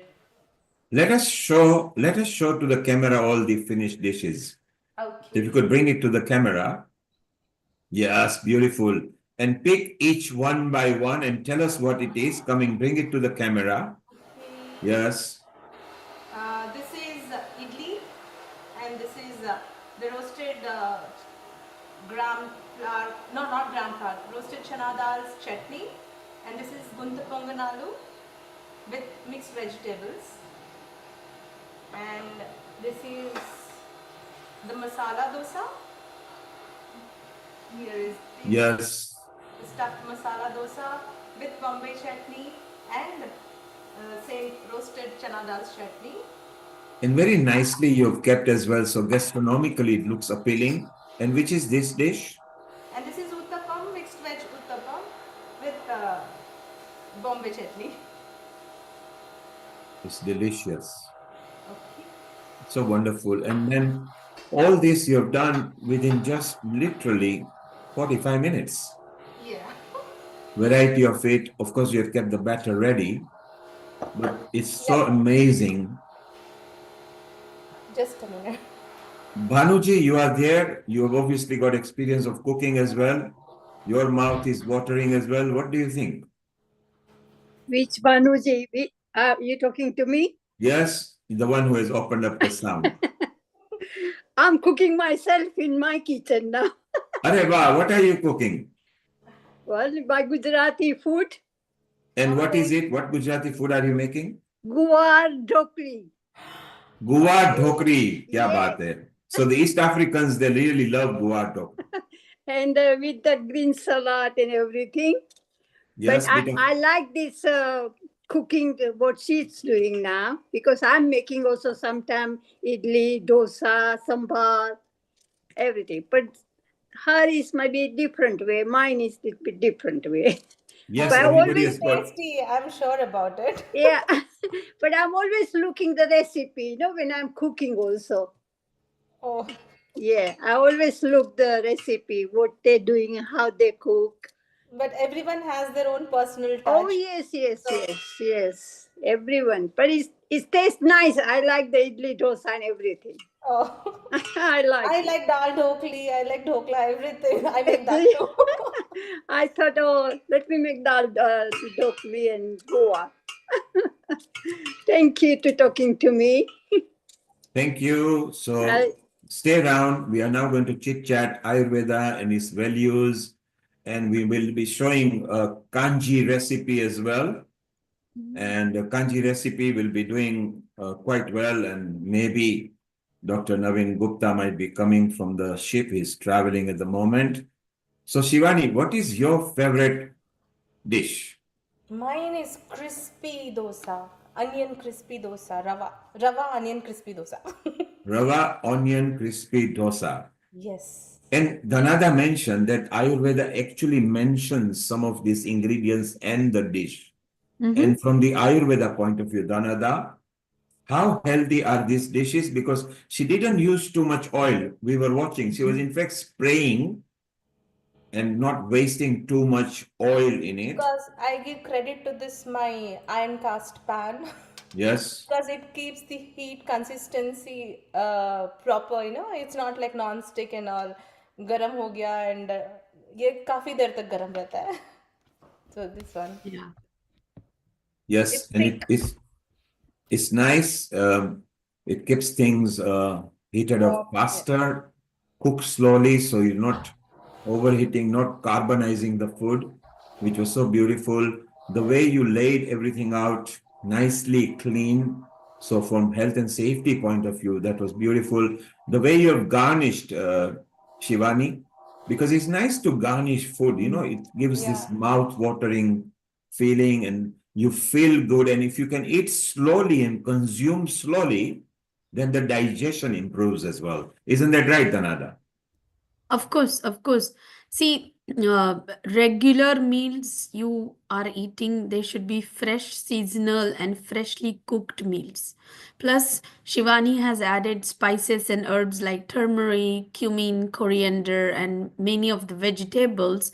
As we see, that enhances digestion and assimilation, which where she's also spiritually singing and enjoying and put that joy into it, which also adds up the concept of Ayurveda having balanced the emotions and the mind and spirit into enhancing your nutrition while you are physically considering your health. So these are very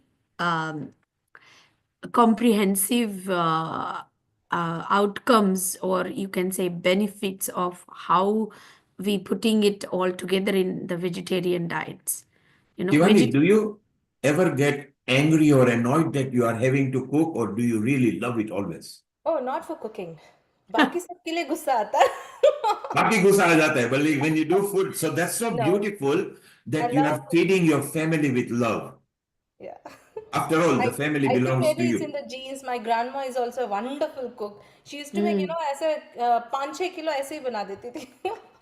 Yes, so it's so beautiful to feed with love. And as you are cooking, and cooking is a very good exercise as well, because you have to move, your hands have to roll, your body has to move, you have to pick utensils, then you go to wash them as well. So it's a natural exercise, which is so beautiful. And just in a short space of time, there are 5, 6 different dishes you did. So the whole family definitely can enjoy. And you got healthy rainbow salad there as well that can be added on. Yeah. Mm. And it's so. Kachumbar. We're going to make it. So let's one by one once again. So those who are going to watch recording, we bring dish again to the camera in a slight angle so they can capture it. So if you bring it one by one, just wait a moment. Let me remove all the screens so that we can do that. And if you could bring it to the That camera is preparation. good. Yeah, bring it. Which camera do you want to bring it to? It's over there. That is good because already it's in that angle. Can you point? This Okay, one. so I'm going to remove this screen. Yeah, one moment. Yeah. That's it. Yes, we can see everything together. So one by one, yes, if you bring it to the camera, yes. And if you could tell us what it is. This is aloo masala dosa with the Bombay chutney and roasted chana dal and coconut chutney. So it's a meal in itself. Yes. And this one is gunta ponganadu or paniyaram. This is steamed idlis, and this is roasted chana dal and coconut chutney. Yes, beautiful. This is mixed veg uttapam with Bombay chutney. And in mixed veg, you can put any toppings that you like. Any toppings you There are like. children nowadays, they put cheese on it as well. So they got mini pizza. You can So- even add cheese. You can make pav bhaji dosa. You can make Szechuan dosa. You can make palak paneer dosa. How many Yes, other varieties you want? There is no limit to it.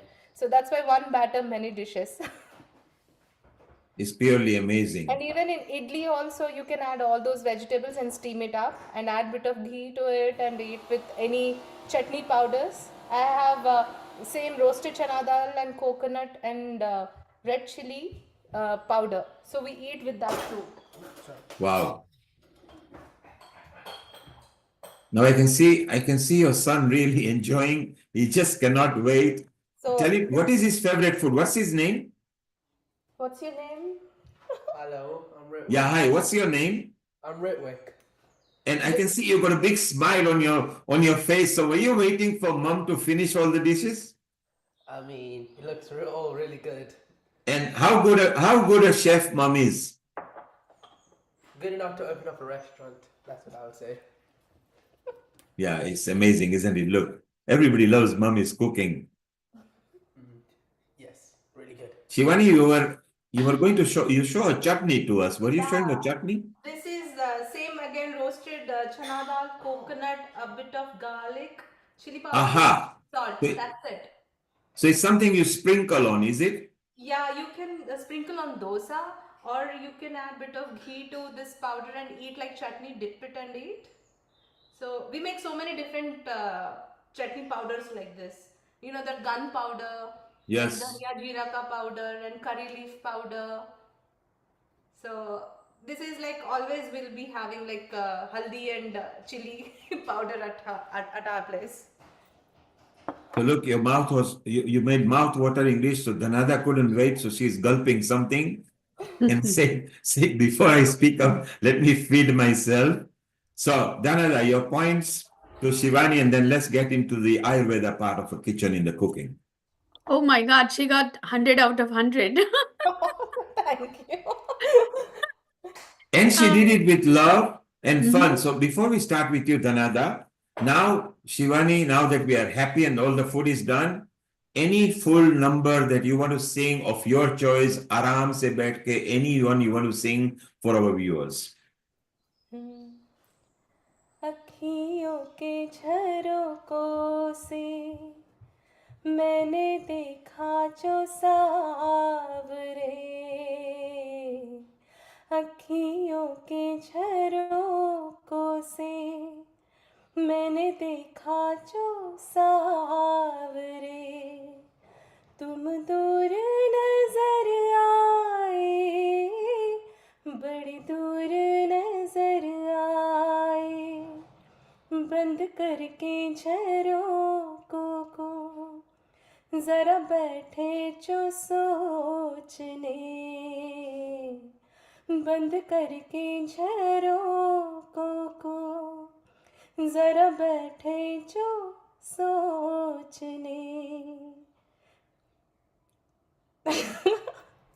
आज के लिए इतना ही. Well, it's beautiful. You've done a wonderful job. You made it with love. You made so many varieties, and very proud of you. So it's you so really much. beautiful.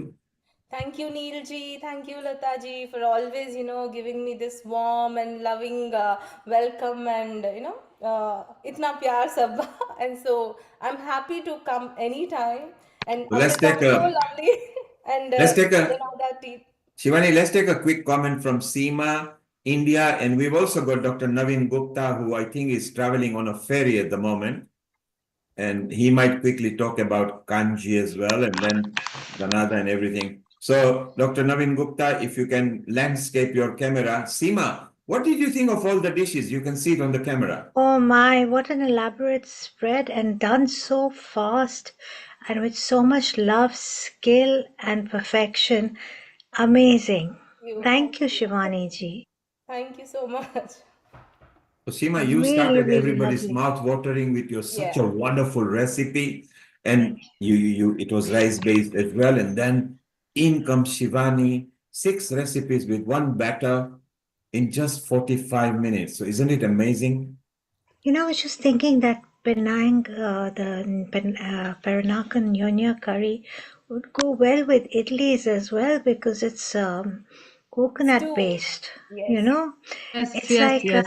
in Mangalore, Danadadi ji, you would know also in many parts they have gushis. They have gushi curries with sanas, which are close to idlis. They're made with toddy, right? Fermented toddy, and a lot of homes substitute the sanas with idlis. So I was just thinking, I must try this the different nyonya curries with idlis or even for texture dosas or even I don't know if you guys have had neer dosa. Yeah. It's Neer Kerala dosa, from, which is it's a from rice Kerala dosa. side. Yes. It's Kerala and kuri roti. Yes, it's Bangalorean dish, neer dosa Yes, and roti and all. But this appam and stew, that is actually a coconut-based thing, which they eat in absolutely Kerala. Carolan. Yes, Absolutely. puttu and Yeah, all. yes. Only the size Yeah. and shapes are different, but core ingredient is always rice and coconut in all his dishes. Especially chutneys and all, you'll find coconut. Beautiful. So lovely. So you can see I'm all the dishes hungry. here, variety of dishes just in one go. The family is ready to tuck in. Shivani, go and feed them and then maybe come back and we will chit chat with Danada and Amrita and Dr. Navin Gupta. I think he's on a ship, but he has got a connection. So let's go now. Seema, Amrita, let's bring the Ayurveda of the food. And we've also got Dr. Navin Gupta back again. Dr. Navin Gupta, if you could make your camera landscape, then we chat with you, please. Try to put your camera landscape, please. Perfect. He's just putting, yes, keep it like that. Thank you. And a global namaste to you. And you can unmute yourself now.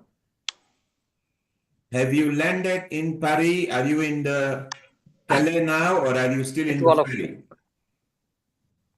Can you hear us, Dr. Navin Gupta? Yes. Hello. Are you in the Global ferry? Are you in the ferry namaste. or are you in Calais now? I think we not so good. Middle of the You can hear us? Yeah, the signal is freezing. I think he's in a ferry right now. But as far as I can, I will do. But I think the if I don't I feel that I could listen to you. Am I audible? Yes, we can hear you. Good, good. So, since I cannot show my kitchen because it's the kitchen of the DS ferry, so I Yes, cannot you are show in the the kitchen ferry. now. Yes, I'm in the ferry from London to France, and so yeah. So let's show your recipe first, and then Amrita, Danada, and you can talk about it. So it's a kanji. For those people who are listening, this is an Ayurveda drink. It's a health drink. And here it is. Dr. Navin Gupta especially made the presentation for us. So we are going to gently, slowly scroll. So when you watch the recording, you have the recipe and ingredients over here. Dr. Navin Gupta, tell us a bit about kanji and why it's healthy. You see, kanji is a very well-known probiotic health drink. Even when I didn't know what is probiotic from those times, from my graduation, we are using kanji as an Ayurvedic drink, and so it's the one of the best drink for gut health, and at the same time it promotes digestion, and me particularly, I found out that the kanji recipe is so good, and I have a couple of patients from cystic cirrhosis of the brain, which is a very difficult disease of the brain, of the nervous system, and that was treated by kanji only. Of course, in that kanji, in that instances, I put also the Ayurvedic herbs. Then this will not be so palatable. But at that time, the patient would have taken it. But in general, let me discuss the kanji recipe to all of you. So first of all, you have to buy the black carrots and the red carrots. Usually, in London, what I've seen, the red carrots are available, but the black carrots are not so good available. But I buy it in Sloan's Care, so it will be available. So you take black carrots and you have to peel them off, and you have to wash first, and they peel them off. All the recipe, everything is step by step is explained here. But now, since I'm talking, so then you are making some julienne cuts. I mean, I have some long cuts. You are having for both the, and then you are boiling it in the water with a thick bottom pan or casserole, and then when this is boiled, then you let it cool down, and you have to put mustard seeds and black salt, and at times if you put asafoetida, that will be wonderful combination. And in that case, it will be a ready between 3 to 4 days. If you put it on a heater, a room heater, if there is in the cold season, but nowadays since from the windows warmth is coming, sun is there, so you can put it in your kitchen at the sun's. Then the jar has to be perfectly closed by not by a lid, by a cloth piece, so that the air flow should be inside. And then within 3 to 4 days, the drink is ready. So benefit as per Ayurveda, we say it balances or it stimulates all the 13 Agni. I'm here talking a little bit special term. We call it Tirodasha Agni, 13 Agnis. So the main Agni, the digestive fire, of course, digestive and metabolic activities. At the same time, I'm also talking about the fire of 5 elements from the earth, water, air, fire, and ether. So here you might have noticed that I've talked about fire of fire. The fire element also has its own fire. The earth element also has so it will balance all the 5 elemental fire.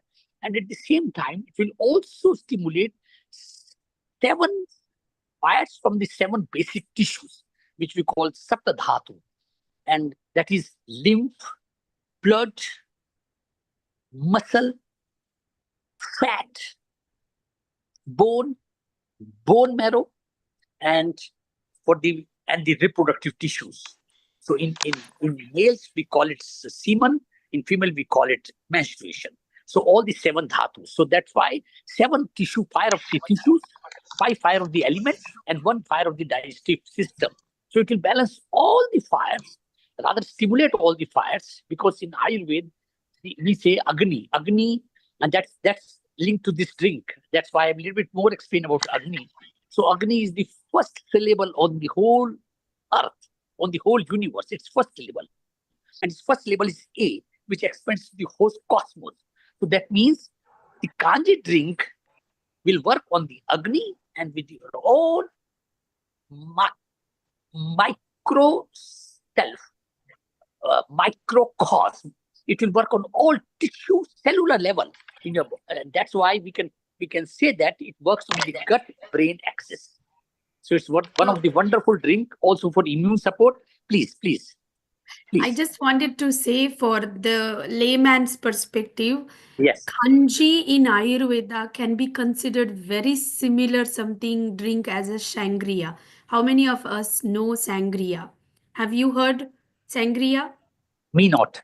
Yeah, it's a Spanish drink. Yes, it is on every sangrias are also made as kanjis, and kanji is a concept that carried away later into the bars and drinkers as virgin sangrias or added alcohol sangrias. But here, this is, we can call it as a virgin Ayurvedic sangria, that what Dr. Naveen has put together.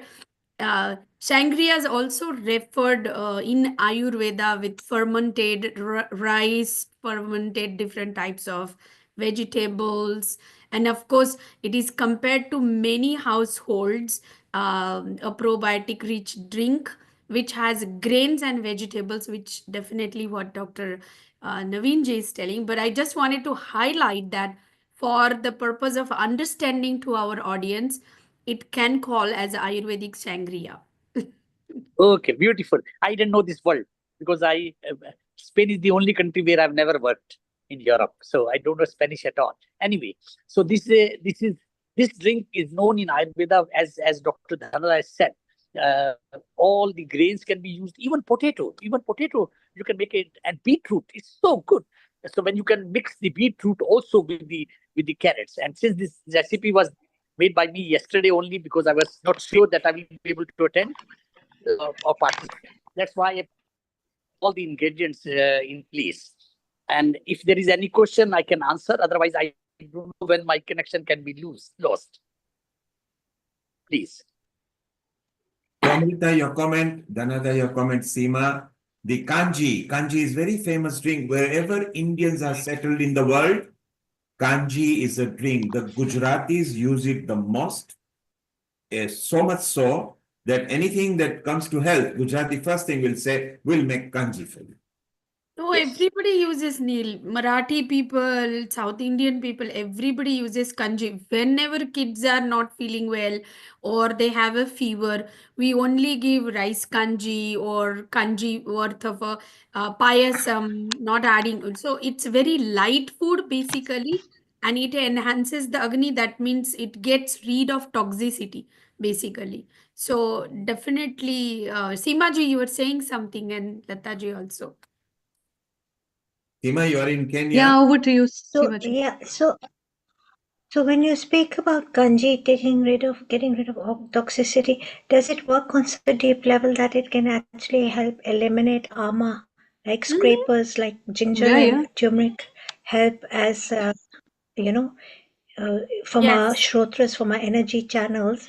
Yes. So it Yeah, yeah. can. And I have one more question: can it help also increase ojas? If the Yes. Agni Yes. increases, Ojas automatically increase because it will help build the dhatus, and ultimately Hmm. when you build dhatus, which is tissue formation, which is the regeneration of new cells happening, which means your immune system Ojas is also coming into picture. Yeah. So it's a wonder drink then. It is. It's Yeah, a yeah. wonder It's health really drink. a wonder drink.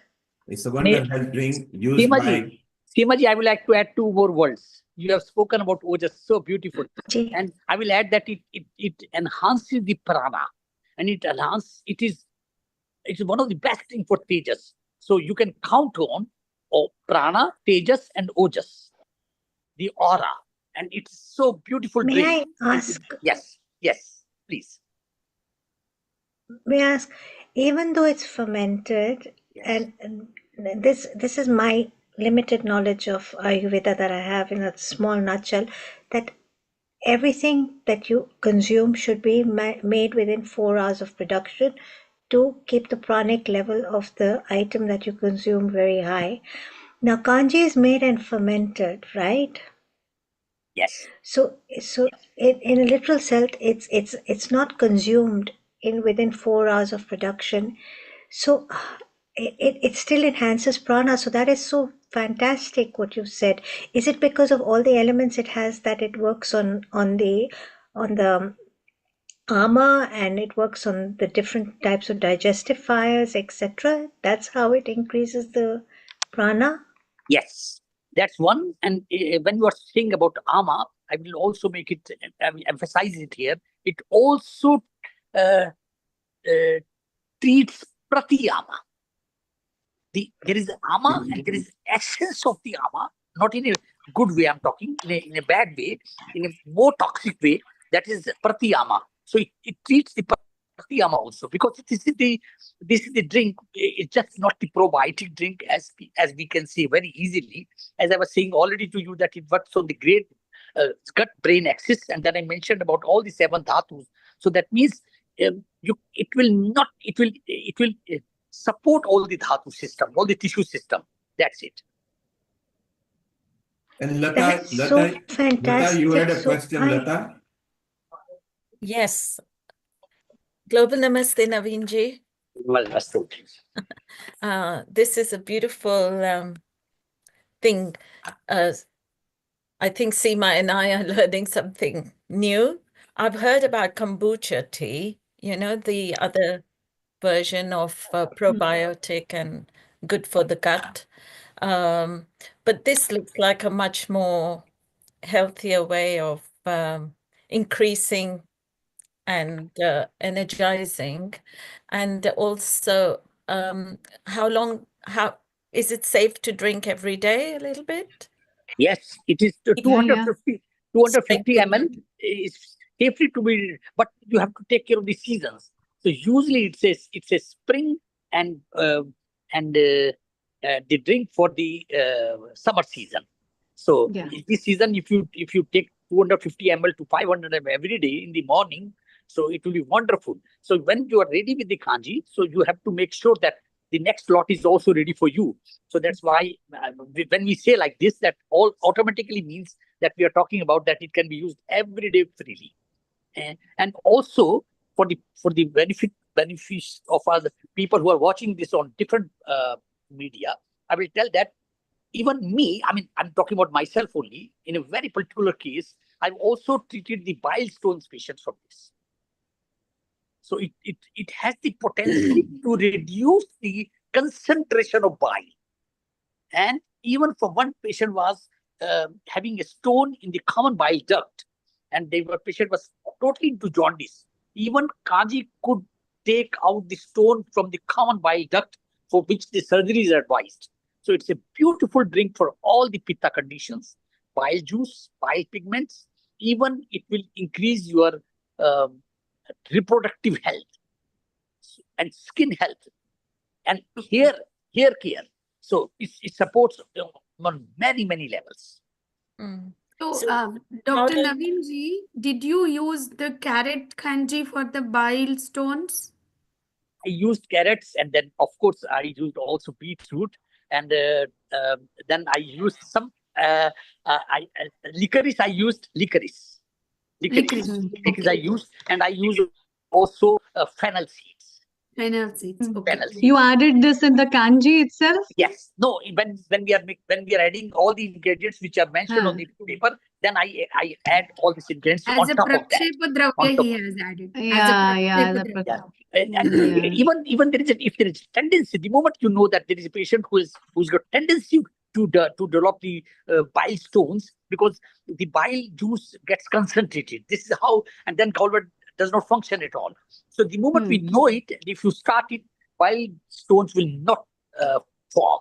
So it's a beautiful drink for that level, and also on the duodenal level, also on the prostatic urethra, also for the PCOD conditions, polycystic ovary disease condition. So it can treat so many conditions. The only thing is that since I'm talking so deep, maybe the people will not be able to get it. Then we have to add some Ayurvedic herbs also, and then palliatively will not be so good. But because it's a sour drink, then the people can feel good about it. So let's do something. Seema, Amrita, you've got this on an email, both of you. Seema, if you can Instagram and put it on a Facebook and tag it to people, so those people who are on a YouTube, Facebook, on a website wondering how can they see the recipe, it's there on the recording. We have done it very slow, so you can do. And also, if you could put it on the social media and just tag each one of us, Seema, it's on your email, okay? On a Spicy Touch email. Okay. So Thank you. I let's put it have in. one question for you. Yes, please. Go ahead, Seema. The question I have is that there are two types of kanji. One is, like they have in South India with the rice, where they ferment the rice overnight with water, and then they eat that the next day, where they put some onions and coriander and green chilies. And then we have the kanji that we have, which I grew up drinking in North India, with the beetroot and Yeah. which one is more potent? So you can use kanjis for different purposes, Simaji. Mainly classical kanji is made with the rice, the way you are explaining. Those are the pure classical kanji. Right. And these kanjis that is a drink which is palatable, used a method of intimidating the method of kanji by using different ingredients. Make sense? So you can use kanjis for different purposes. Okay, I get Yeah. it now. Okay. And I also Thank think you. that Thank you so the much. carrot kanji is very seasonal. It has a very short span of season with the spring Yeah. and that time. And especially these kind of particular carrots that are available are only for a very short span of time. So in that case, a substitution to the other one can also work up Yeah. depending on the conditions and the requirement and the season where you are, which place you're staying. Yeah. And your age group. If you are at the Age pitta group too. age, a kanji can, like, too much fermentation can also be hard on you. So if Damage. your The gut, if your right? It pitta can is very high, You don't need to enhance again the Agni, right? Then you use something we called in Ayurveda Panak Kalpana. So Panak is basically sharbat. The sharbat types we use. We Like when rose sherbet? Yeah, we use a lot of different types of sharbats in Ayurveda. So the very famous sharbat we use is with the raw mango. When we do the spring Aam haldi ka kumkum. pana. Yeah, Ampana. Ampana. Ampana is a panak kalpana. Basically, that comes from Ayurveda, which is very nourishing. So when we call women's to do the haldi kumkum, the ceremony, we cook the panakam and give to all women because they Ampana, are yeah. in the estrogen phase, and then it calms them down. It brings their vitality so well. They look beautiful. And So Dhanadaji, you are speaking so good. You are speaking so well. Thank you so much for bringing Panaka Kalpana. Also, I will take an opportunity to add here also. It's also Him Kalpana. Him Kalpana, yes. Yeah. It's also Him Kalpana. So, for all our audience, Him Kalpana is also very beautiful that Navinji is speaking. It is something that what we do is we soak, right? For example, if you want to soak overnight some dates or anjeer, which is figs, and you could soak it in water, you could soak it in the milk, and in the morning, all you do is just make a light smoothie out of that and give it to the kids as a nourishing. I have done that for my kids, especially the Himakalpana that I like with the fig milk for all the toddler type of age groups where they have a need of building their Dhatu or muscles and their bones. So it's super easy for the moms to just add a little bit of milk, soak 2 figs into that in the morning. You don't even you need to use blender. You just use your hands, kind of crush them into the milk, filter it, and I have seen the weight that babies put on is really good. Yeah. And for Yeah. easiest tools, Easiest, very easy. easiest So tools. Yes. yeah, Yes. Yes. yeah. Good. So Even these with are coriander seeds and cumin seeds also Yes, is very yes, common. I take yes, coriander water every day. The for weight Jeera loss. Vallam is a type of that. Yeah. Jeera Vallam You is a could kind you of a could him take kalpana. what Amrita ji is saying. You could take cumin, coriander, fennel. We call CCFT, and you could CCF. yeah, Yes. we call it as a CCFT, which is a number one weight loss drink, digestive drink. Take off all kinds of pitas, acne reducer.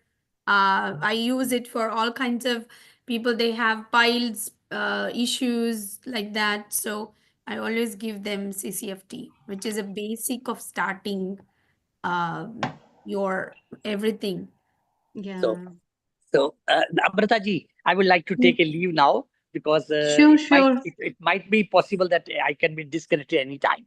So Sure, I take sure. leave. I Definitely. take leave Thank of you so much everybody for and all the joining, best. All the Dr. best. All the Naveen best. Gupta. All the Thank you. best. All the best. Thank you. Thank you. Thank you. So So, that's isn't it nice. lovely? Yes.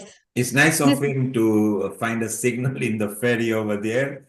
And people are enjoying these tips on the social media because we are now talking about the benefits of soaking ingredients and food. And Dhanada, you just mentioned piles as well. So one of the person is actually wanting you to repeat that. Amrita, you mentioned the benefits. Seema, you associated the benefits. Kanji, as I said, world over, wherever Indians have gone, Kanchi is the first concoction they give to people. And they say that is very good. And in fact, it only used to be kanji. There were no complicated medicines, which we have now, which are steroids or something. So I think over the next 30 minutes, how about each one of you, we go around and give a good tip, and you can pick maybe ginger, cumin, aniseed, whatever you feel is really good without clashing. So some of the ingredients should not be taken together because it has got negative effect. So do point out to the viewers what is in a good combination, what is good for what and things. So let's start, Amrita. Yeah, Neil What are Kumar, your tips?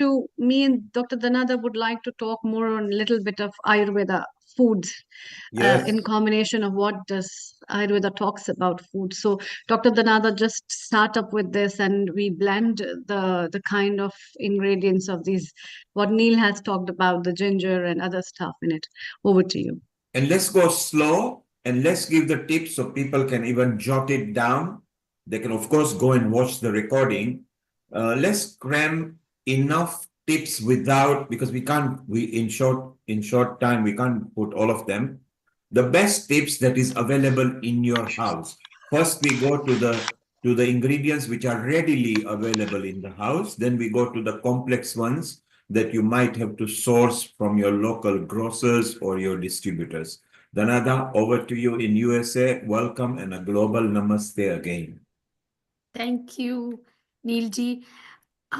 Before we do that about ingredients, many people has many ingredients, but they don't know how to combine them, how to align them. Basically, when we are talking about vegetarianism, which includes the core value of Ayurveda, seeing a compassionate lifestyle towards ourselves and towards the nature. A vegetarian diet is not necessarily prescribed by Ayurveda. I always tell my patients that it's not that Ayurveda wants you to become vegetarian, but the way the meat products are coming on our plate nowadays, we have to go back and see what is the resource, what kind of a process they are going through.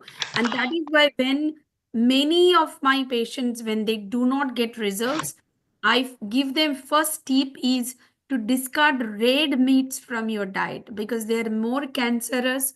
They take more hormone treatments to preserve, and they also cannot be digestible after certain period of time because the dead meat, which is red, enhances more toxicity or ama in your system and takes probably hours of a time to come out of your system.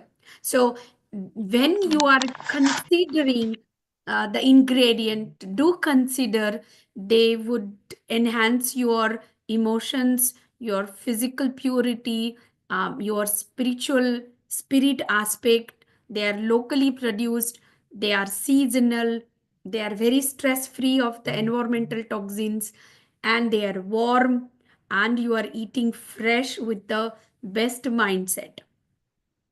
Okay, so the physical characteristics about Ayurvedic diet, which can use into practicalities, you have to eat when you are hungry. So Ayurveda says space it out every 3 to 4 hours. Um, it is also that I sometime would always advise people that Ayurveda says diet as your medicine, because how long you even can eat herbs as a medicine also, right? In fact, the herbs are roots and vegetables, like ashwagandha, shatavari. They are the roots of the plant.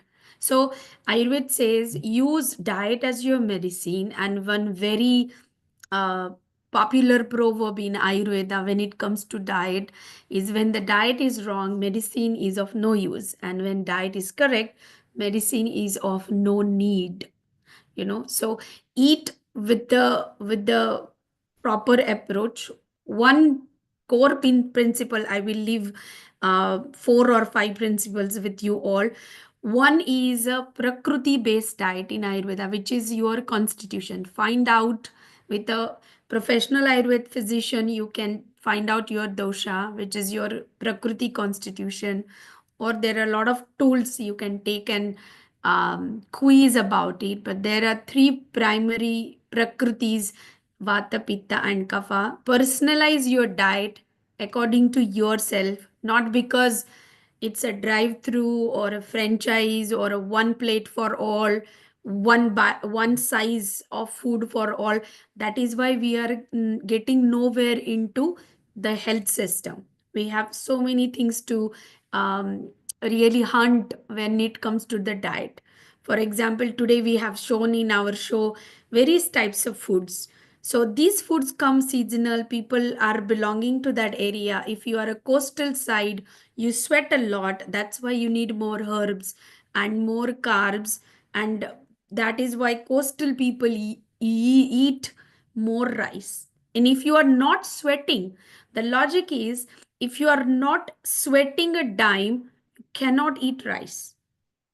So you are not at the coastal region and you are keep eating the rice. What is going to happen? Your physical pancreas and other organs are going to feel very stuffed, whereas as added into the insulin production goes very haywired, and then you become diabetic. So that's just an example for the people. They are using it not with the season, not with the coastal. That's why making your food personalized is very important, which will enhance your vitality. Second concept of Ayurveda is to eat with all 6 type of taste. We might consider using um, sweet food. How many of us eat sweet food? We eat all the time. Salty food and sour food. These 3 main taste, 90% we use, but we do not use any bitter taste in our diet, which is Ayurveda prescribed to use some fenugreeks or add on some bitter types of seeds or bitter types of vegetables, or at least they have a subtle bitter taste into the diet. There are a lot of bitter food. We can give you list. The next is that Ayurveda says is pungent. Okay. A lot of pungent food, which ginger and all we are talking. And the last one is astringent, where you guys have tested pomegranate, right? Pomegranate, when you are chewing it, has astringent taste. So make sure every day you have some of these other 3 tests also. Of course, we emphasize on sweet, sour, and salty so much. That will prevent your diseases, because if you look at it in a medicine perspective or a treatment perspective, 90% of the treatment herbs are bitter, pungent, and astringent. They are not sweet, sour, and salty. Have you heard that my medicine is so sweet, I want to take it every day like a gulab jam? Not happening, right? They are all bitter herbs, which means we need a bitter treatment into the system with that taste. Third principle is Agni, which is digestive fire, which Dr. Naveen was speaking right now. Agni is very central to Ayurvedic diets. A healthy hunger or a healthy food towards your Agni is very important. Fourth is a Satmya, which is a wholesomeness, which I emphasize that food should be easily digestible with your habits and local conditions. You can be vegetarian all your life and suddenly you become non-veg. That is not digestible, Satmya. Or you are uh, very habitual to eat non-veg. I have such patients also, and they all of a sudden become vegan. So they go low energy, they cannot do anything. So don't go haywire. Try to put emphasize on what you do with step-by-step approach when we see that. And eat according to the nature's rhythm, freshly cooked, which we mentioned already. More of the ingredients, I would like to invite Dr. Amrita to add on more into this specific ingredients. If you could spotlight, that will be great. Over to you, Amrita ji.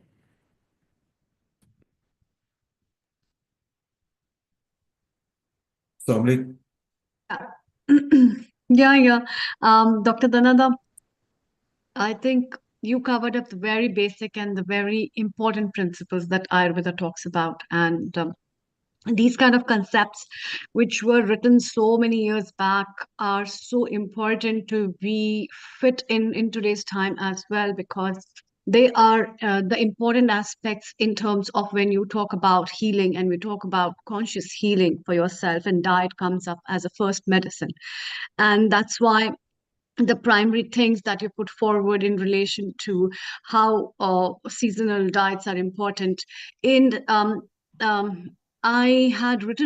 I've contributed one of the chapters in one of the books when there was COVID, in talking about the food choices as well as the concept of the economic differences that comes in terms of the people, what kind of food choices they make, and in relation to the production of the fruits, vegetables, as well as other things which are the food uh, needs of today, and then the requirement as well as the overrunning of certain things. So all these things comes in the space of the things where uh, this kind of understanding that Ayurveda has put forward of seasonal eating, balanced eating, and what is right for you, and how much should be taken in consideration of your prakriti. The same plate can be very heavy for a somebody, and someone can be short of something.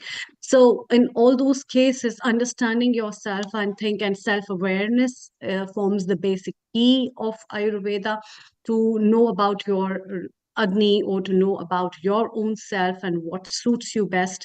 And very rightly said, one size doesn't fit all. It can never fit, actually. You need to decide what primarily is useful for you and how much is it useful for you, and then align your life in that way. That's very important. It's really wonderful to know about that, Dr. Danada. Let's hear from Seema ji as well, because she herself has got immense knowledge in this field. Yes, Seema ji, what have you to add on with our comments? Over to you. Please allow me to clarify. Not immense knowledge. I'm still learning. I'm just a beginner, no expert like Danada ji or you, Amrita ji. But I do have to say one thing. It's very important what you said, Amrita ji, for us to listen to our body. Hmm. You know, like, and knowing our body type too is very important, which brings me to a topic which I find very, very interesting, and I'd like to share this with all of you. I don't know if I've spoken about this before now. You said know your body type. Hmm. And there are two experiences I've had. One was just a simple questionnaire that was presented to me for someone to assess my body type. And the second was a process called Nadi Pariksha, where the doctor listens to your pulse. Am I right by saying this? Now, what I find so amazing is, and I have this question that I'd like to present to both of you, is how is it that a doctor in India feels my pulse and knows what my children may be having? Well, there are a lot of other things. Dr. Danada, would you like to add up first, and then I put on? It's so I mean, it baffled. I'm asking this question because it's so mind-boggling, that I'm sitting in India and a doctor's feeling my pulse and they're telling me, oh, your daughter has maybe this slight, headaches or this or that. And I'm like, yeah, but how did you know? You're feeling my pulse, not hers. So How does that work? How does it happen? there are a lot of layers of understanding to this. First of all, Ayurveda is a conscious based science. Okay, it is not like a one pill for all diseases, or one we call Tylenol here for fever reducing herb, or you can call it as a paracetamol, whatever. Uh, if I have 10 different patients and they have the same type of fever, I not maybe ending up giving the same medicine to them. That's the beauty of Ayurveda. And we have to look where they coming from, what are their eatings, their family background, their age, their prakriti, their just cause of why they are doing. Some has a age level kids, they have a fever versus 60-year-old man has a fever. So when they take your pulse, they are going in all of these layers with you. They are also looking at your vata pitta kaphas, the five elements into your system, and they are balancing it out. And then they would have stressed what genetic specific personalized problems you have that could end up in your daughter also. So it's a very sadhana based. I always say that every Vaidya is like a family counselor. They Yeah. in times we were not just the Vaidyas. We had a seat in the city council. We had a seat in king's councils, and we were the boards into that all, because the Vedas not only give the understanding about your health. We not segregated from the life, so we know what Seema like her favorite color, till what are her pooping times, what is all of that is known to a Vaidya. You know what I mean? That is why they called it as a family physician, not like a just take the vitals and go and give some prescription. Hmm. Hmm. That is understanding and magic of when a Vaidya takes your pulse. It's not just taking pulse look like just what we are touching you. It's not like that. We at the same time, I am reading your hairs, I'm reading your eyes, I'm reading your lips, reading the way you are talking to me, the way you sitting, everything, from bottom to the toe. The It's diagnostics is amazing. happening, you know so, and we do that within a flash period of time, like as soon as the Yeah. patient sit, or as soon as I see a patient's photo or something on like this, I know what's going on in Yeah. their digestive system.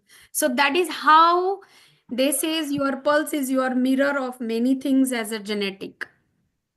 So be careful when you give pulse to someone. That is Yeah. so Yeah. interesting. So it's Even also the holistic stuff. Yes. Hmm. you say Ayurveda is the so you say Ayurveda is the science of life, right? Uh, Hmm. it literally translates to the science of life, but it's also, as you train, it's also enhancing your intuition, right? In a way. Yeah. It's Yes. called, we don't call it as an It is intuition. You said, intuition. like, it is We intuition not based. Am I right? necessarily know. I don't like to call it as intuition, because Hmm. intuition could be not very correct. It's not Okay, an appropriate word. it's not a Yeah. no, no, what I Hmm. want to say कि intuition ऐसे भी हो सकता है कि मुझे नींद में कुछ साइंस आया, नींद में मैं कैसे नहीं नहीं, सीख सकती, is like that, right? So I am ऐसे saying नहीं it बोल is रही. conscious based science. Basically it's a very Conscious conscious space. based, because I So you have to really have to look comprehend. at Yeah, everything. You have to look at so many layers, like you said, within the person to be able to come absolutely. to the prognosis. And you have to Yeah. have abhyas of that. You have Very, to have a very practice interesting. of doing that many times. I cannot just take one pulse and learn everything. I have to have a abhyas of that for years to know. Exactly. And then it comes up not just as a few questions can just give the answer of what you are. It's a complete science, as Dr. Danada said. And for me, it takes a longer time to see a patient. And one patient, uh, like one consultation may last for a big hour or so, because we have to see all the parameters that she has mentioned, right from coming in contact with the person, seeing, and all the senses that comes up with the sixth sense in inclusion of that, to decide what he or she is with and what kind of diseases and disorders can prevail in the family. It's a very structured So science, Seema, but with Hmm. the embroidery of spirituality, emotion, psychological, physical, mental, all of these approaches are there, you know. I'll have to it's go. so interesting because a friend of mine who's also come on Healing Our Earth, who she's a journalist and had a financial talk show also in Hong Kong, and we decided to get together and do a food show for a small stint in Hong Kong. Mm-hmm. Mm-hmm. And I told her, I said, I don't know if I can do this. She said, don't worry, you're Kapha and I'm Pitta. Mm-hmm. The combination. If I'm Pitta, you're Kapha, you will have to do it. So I told her, I said, how do you know this? I had no knowledge of Ayurveda. And my knowledge of Ayurveda is very limited to just the beginning of my learning experience. And says to me, she says, look, I'm Pitta, I'm very driven. You're Kapha, you're very laid back and take it easy, right? So I'm going to pull you along with me, and you're going to have to do it. Yeah, yeah, And just yeah, as it well, works. that's exactly what Oh, happened. yeah, So it's yeah. the Prakriti. When you know the Prakriti is, you know what you can do and how you can work with people. How beautiful Yeah. is that? Seema, I have like helped people. What's the right person for getting married to? How friendships will align? Why there are quarrels in the family? There are a lot of things that go hand in hand by knowing all this, and a lot of things can be like streamlined with It's knowing your prakriti yourself. It helps me as well a lot. So it's a wow, complete science of very understanding the interesting. social behavior, the counseling part of it, the family part of it, the relationship building. It's a complete way of living. That's why it's about life. You know, when you talk about life, it includes everything and every aspect of it. And so all these things in relation to the psychological things and understanding about people and how to respond, you know, the somebody's vata, you will already have an idea about how he and she is going to respond, what all problems will be there, how anxious he or she will be. And pitta kapha blend is always a very beautiful blend. I have personally seen in my life of all the people who are a pitta kapha dominate or kapha pitta combination, they do very well in life because they have the fire to work. They are very determined as well as I good have a willpower. beautiful friendship Parallelly, with her. a beautiful blend of water and earth element in them that just balances the fire and it takes away. So yesterday I was addressing It is in a great combination, one and of I have a one of beautiful the friendship with classes her. about this. Yes, so friendships also go in that way, and relationships and the family also go such a beautiful way. So it's a wonderful thing. We can talk Oh hours and my hours God, on that. Amrita, I need to come to you with photographs and say, okay, this is happening now. What constitution is this person? And this is my constitution. Is this a good idea or a bad idea? You are a It's good, such a almost good like kapha going to person. astrologer. Yeah, It's such a almost So like good going kapha Amrita, to person. astrology. Yes, Seema, Neil Kumar. Amrita, Seema, shortly we'll be going to Sharon, and Sharon has her own little mini farm up in the mountains as well, and she will talk. She loves making Indian dishes and spices as well, and together with the Western and American style of cooking. Amrita, bad combinations. One of the worst combination in the world is carbonated drinks and fried foods. What is your opinion on that? Yes, I personally like to touch on this, and most of the time I talk a lot about it and in relevance of drinking water and comparison of carbonated drinks and water. Uh, in a personal way, I feel the the necessity that people have been made addicted of carbonated drinks because of their see the choices comes when they're available, and when they're easily available and it's in fashion, people tend to just use without knowing about it, without thinking about it. And that's where the point of awareness comes. And when it's available on the table with the fried foods and a bottle, a can of the carbonated drink, you prefer taking it. And the thing is that carbonated drinks sometimes help in reducing up with your digestion stuff. You feel more lighter in that case. You eat also more. That is one part of it. But then replacing it against water can be so harmful. You're taking up so much of calories that was never required. And another important thing, Neil Kumar, I have also noticed that people lack the sense of understanding their taste buds. It is very important to know about the different tastes and to relish them and to use them as a medicine. Because have you noticed when you are sick or sometimes you feel heavy in your stomach, you need to have a lemonade? Why a sour thing will help? We're talking about kanji. We have been talking about so many stuffs of some flavors, and a particular taste is this. My mood tells me to have something sweet. My mood tells me to have something salty.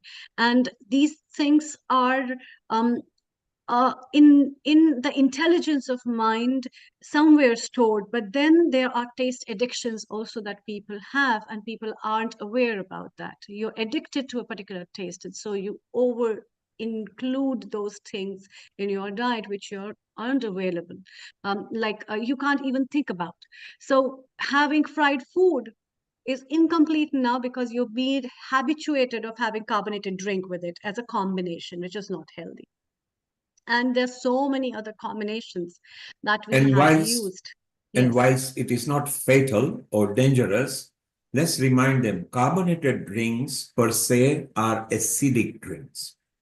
Because they are acidic drinks, one should not drink them with fried foods because they do a gas buildup. Wherein fried foods are very slow to digest, and therefore, when you feel strain on your digestive system, it is because you are having a wrong combination. What is a tip to avoid that? My tip is very simple. Do not store carbonated drinks at your home, full stop. So when you are desperate at midnight, when the shops are closed, you need this drink, you haven't got it. So what will you resort to? Probably some other drink. Well, don't get any orange juice in a carton because it's concentrated sugar. Just go for the water. And water is such a wonderful drink. Now, you mentioned lemon and lime. While they're citric, when they go in your body, they become alkaline. Is that right, Dr. right. Sharma? Yes. And even Nilkumar, I'd like to add to that as well. A lot of people now I have noticed, and children especially, are habituated and addicted to flavored water.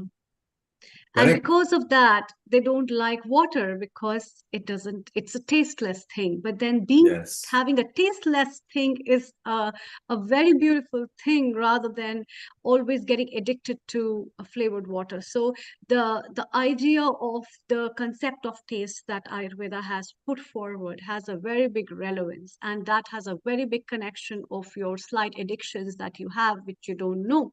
And that's why having this tasteless water is very important, because that's what plants and animals survive on. They don't survive on flavored water. Put a flavored water on a Absolutely. plant, put a carbonated water on a plant, No. and you saw how it will shrink.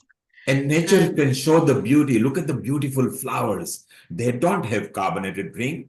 They have water. Look at the combination of their color. So yeah, if you want to love your body and treat your body right, drink water slowly. If you become conscious, you will love the taste. It actually has a taste.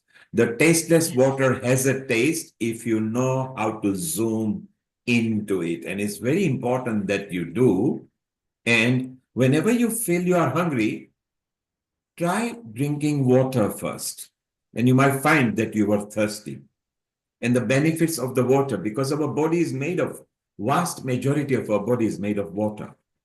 And Amrita pointed out that the plants and the flowers and even the dogs and the cats and everything, they don't demand, although they like milk and they do like some sort of concocted drinks. yeah, that is a very separate thing. But then Yes. the carbonated water, in comparison to just water, Yes. is a different stuff. It's a no, no, no. So don't store Yeah. it in your house. If you don't store it in your house over the time, you will not miss it. It hasn't got tremendous benefits to it. People have proved it many times over.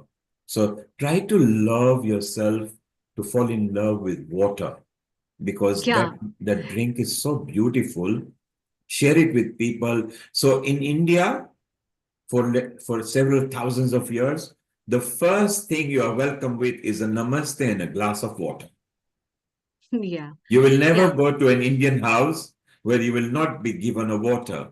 And it's also a reason because it's fairly hot country, you are dehydrated. Once you consume a bit of water, you pay attention to your host because you are not irritated, you are not frustrated. That's why Yes. consuming water first is very good. And it's also good in many countries. And we discussed about the water last time, didn't we, Amrita? Yes, Nilkumar, Mm. and secondly, we in summers we always welcome our guests with the panak, the same kind of thing, which is called as a sharbat, which is like Yes. a little bit of nutrients in the water that gives them a hydration as well as fulfillment of the salt, and a little bit of nourishing that helps to refresh them with the So let same us thing. Amrita, let's go on a quest of making people love a water in various form. And we'll discuss that further below. So ask Sharon what it is. Lata has a question. Lata, put your question and we move to Sharon. Over to you, Lata. Your question, please. Yeah, I wanted to just check about the alcoholic carbonated drinks like beers and whiskey with soda. Is that bad as well to have Well, with effectively, side? alcohol per se is not good for body. And if it's good, it's just social drinker and people have made it feel good. Yes, a bit of tipple is not bad, like in moderation, everything is okay. But anything that is carbonated, it's not really good for you because we just discussed the acidity factor of it and how it actually damages the fried fruits and also the milk product foods because it allows it, if you're drinking a very cold water just after a slice of pizza, well, how is it going to wash down? And then you feel bloated and you feel bad. You see the Japanese and Chinese, they love their hot tea at the end, right at the end. It does Because it wash things down. keeps the agni Yes. working away. Otherwise, you dampen it and you know, you're asking for trouble, I suppose. So let us together vouch to help people to say if they can fall in love with water. And remember, generally, okay, water is free everywhere on the earth. Of course, we have abused the earth now. Well, I would like to just go back to a memory of childhood when I was with my father and back in Aden, Yemen. And I was a little girl holding on to my dad's hand and saying, Dad, I need some water. And you know what? We couldn't find it. They had Coca-Cola, they had lemonade, they had everything. They had condensed milk, and they kept trying to make me. I said, no, Dad, I want water.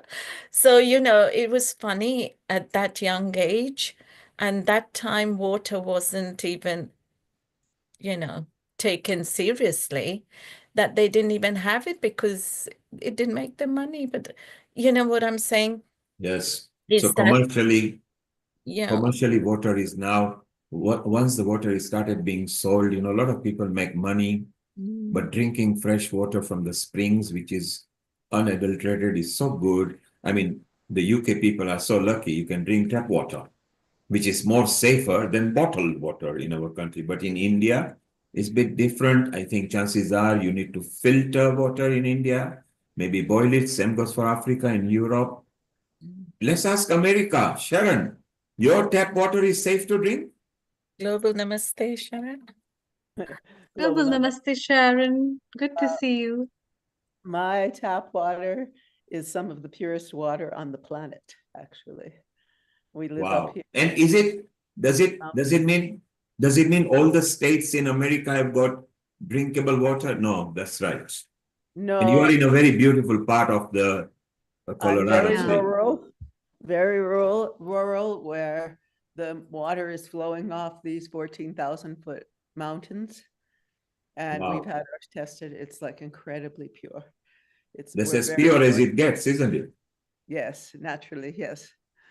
And I would say, the water in the major cities, one of the things that I've read about is how it is so filled with pharmaceutical residue that is also having an effect on humanity, the people that are drinking it. So it's something to consider. And Sharon brought a very good, her memory. It's not good memory, but she's talking about her childhood. And it makes sense because even now in Africa, first of all, water is not even available on a tap. Where it is, it's still not safe because you still have to boil it and drink it. And in India and Africa, 50, 60 years back, the ladies used to walk 10 to 20 kilometers just to sieve some water from well or something, and then come back and drink. It includes Africa. So sometimes some of the countries were sad because they didn't have water, and those who had to maybe boiled water or Oh, yes. Yeah, Anil Kumar, yesterday was National Water Day, International Water Day, and there was a lot of talk on the same thing of preserving the drinking water and the way the water is getting wasted and the drinking water will soon perish away and how things work with that and the importance of water in our life, especially the drinking water that has to be saved, was the basic idea to talk about for the yesterday's International Water Day. and we don't And have too much fresh water left on the earth. I say relatively. I mean, we yes, could run out literally within 300-400 years. But let's yes, ask and Kit. Kit is here and he's yeah, the eldest of a lot. If he remembers in his childhood time, did he struggle for water? And Seema from Kenya. Kit, global Global namaste to Namaste, you. Keith. Good to Global see namaste you. to everyone. How was the Good. availability of water when you were a child? Oh, that's a good question. When I was a child. Yes. Well, what makes me think is that we used to have tap water, but this is going to surprise people because we used to fill up a little tin bath in front of the fire to make sure we were clean every week. And the water was in short supply. But we scrambled through. I don't know how people manage it today when they want gallons, liters, and lots and lots of water. So I don't think we've really had a shortage at all, but I do find it difficult to understand why we're still providing water wells and things instead of actually having osmosis plants around the world. It's I joined this at a very late stage because I was finished my birthday wishes today with my daughter a few minutes early. So I'll just come in and say hello to everybody. That was all. Yes. And I'm here. I'm here with a wonderful crowd. Hello, Sharon. Hello, Amrita. Hello, Lata. Hello, Neil. Hello, Seema, and everybody else. So thank it's you. lovely to just log on. Thank you, Kit, for popping in. Maybe we'll chat with you later. We want to go back to Sharon and Seema. Seema, in Africa, obviously water was available, but I think we used to boil the water and put it in what we used to call matungi, which is the special container of a clay, which is a matka in India, you know, and that water tasted a bit different. Do you ever remember struggling in a childhood that water or anything? You know, the capital of our country is known as the land of cool water. You know that, right? Enkare Naharobi is the Maasai phrase for land of cool, sweet water. And we used to get our water in Nairobi, which was spring water. I still remember, so crisp and so clear from the Mazima Springs. Yes. And Limuru still has the spring waters Yeah. now. But it's changed now. You cannot drink the tap water in Kenya anymore. Too much pollution. Pollution, you have to install filter systems or boil your water because of parasite content or whatever, and pollution. But having said that, I never grew up thinking or knowing that there would ever be a water shortage in this world. And now that we're in 2025, I see so many movements taking place, you know, emphasizing on what is the future for our children, what is the future for our future generations. Absolutely. You know, projects related to the climate say that the Amazon are the very lungs of our planet, and we're cutting down trees. We're going to have several water shortages. I work with the International Association for Human Values, and I've done a couple of cooking classes for climate action now to raise funds to plant trees. So it is very, very important that we really, really move very fast for the climate, for our planet, and for the water situation. Reason being is we don't have time. Exactly. The time is very short. Please make sure that you don't just keep your taps open while you don't need them. put it on a low opening so you don't have to waste it, and you will love it. You will love yourself when you start saving water. You will love yourself knowing that you are doing something for society, because just in our lifetime, we have noticed this change and a threat coming over here. Sharon, you are very lucky because in the mountains where you are, the pollution is not very high. You are in a fresh area. I'll bet you've got a different pressure up there. Maybe your breathing is also very much more tougher than the people who are in the normal ground level. You enjoy the water very much. Does your water have to come from the local municipality, or is it the town itself supplies the water? Is it Creston that supplies the water? Our water is on a well.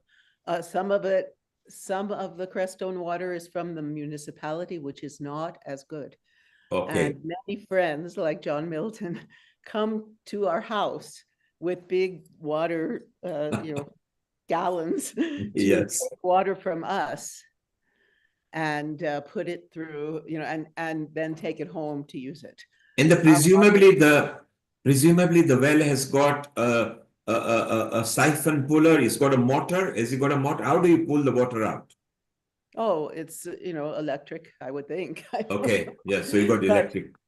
But another thing I wanted to say is that when we travel, we actually take water with us, and always in glass bottles.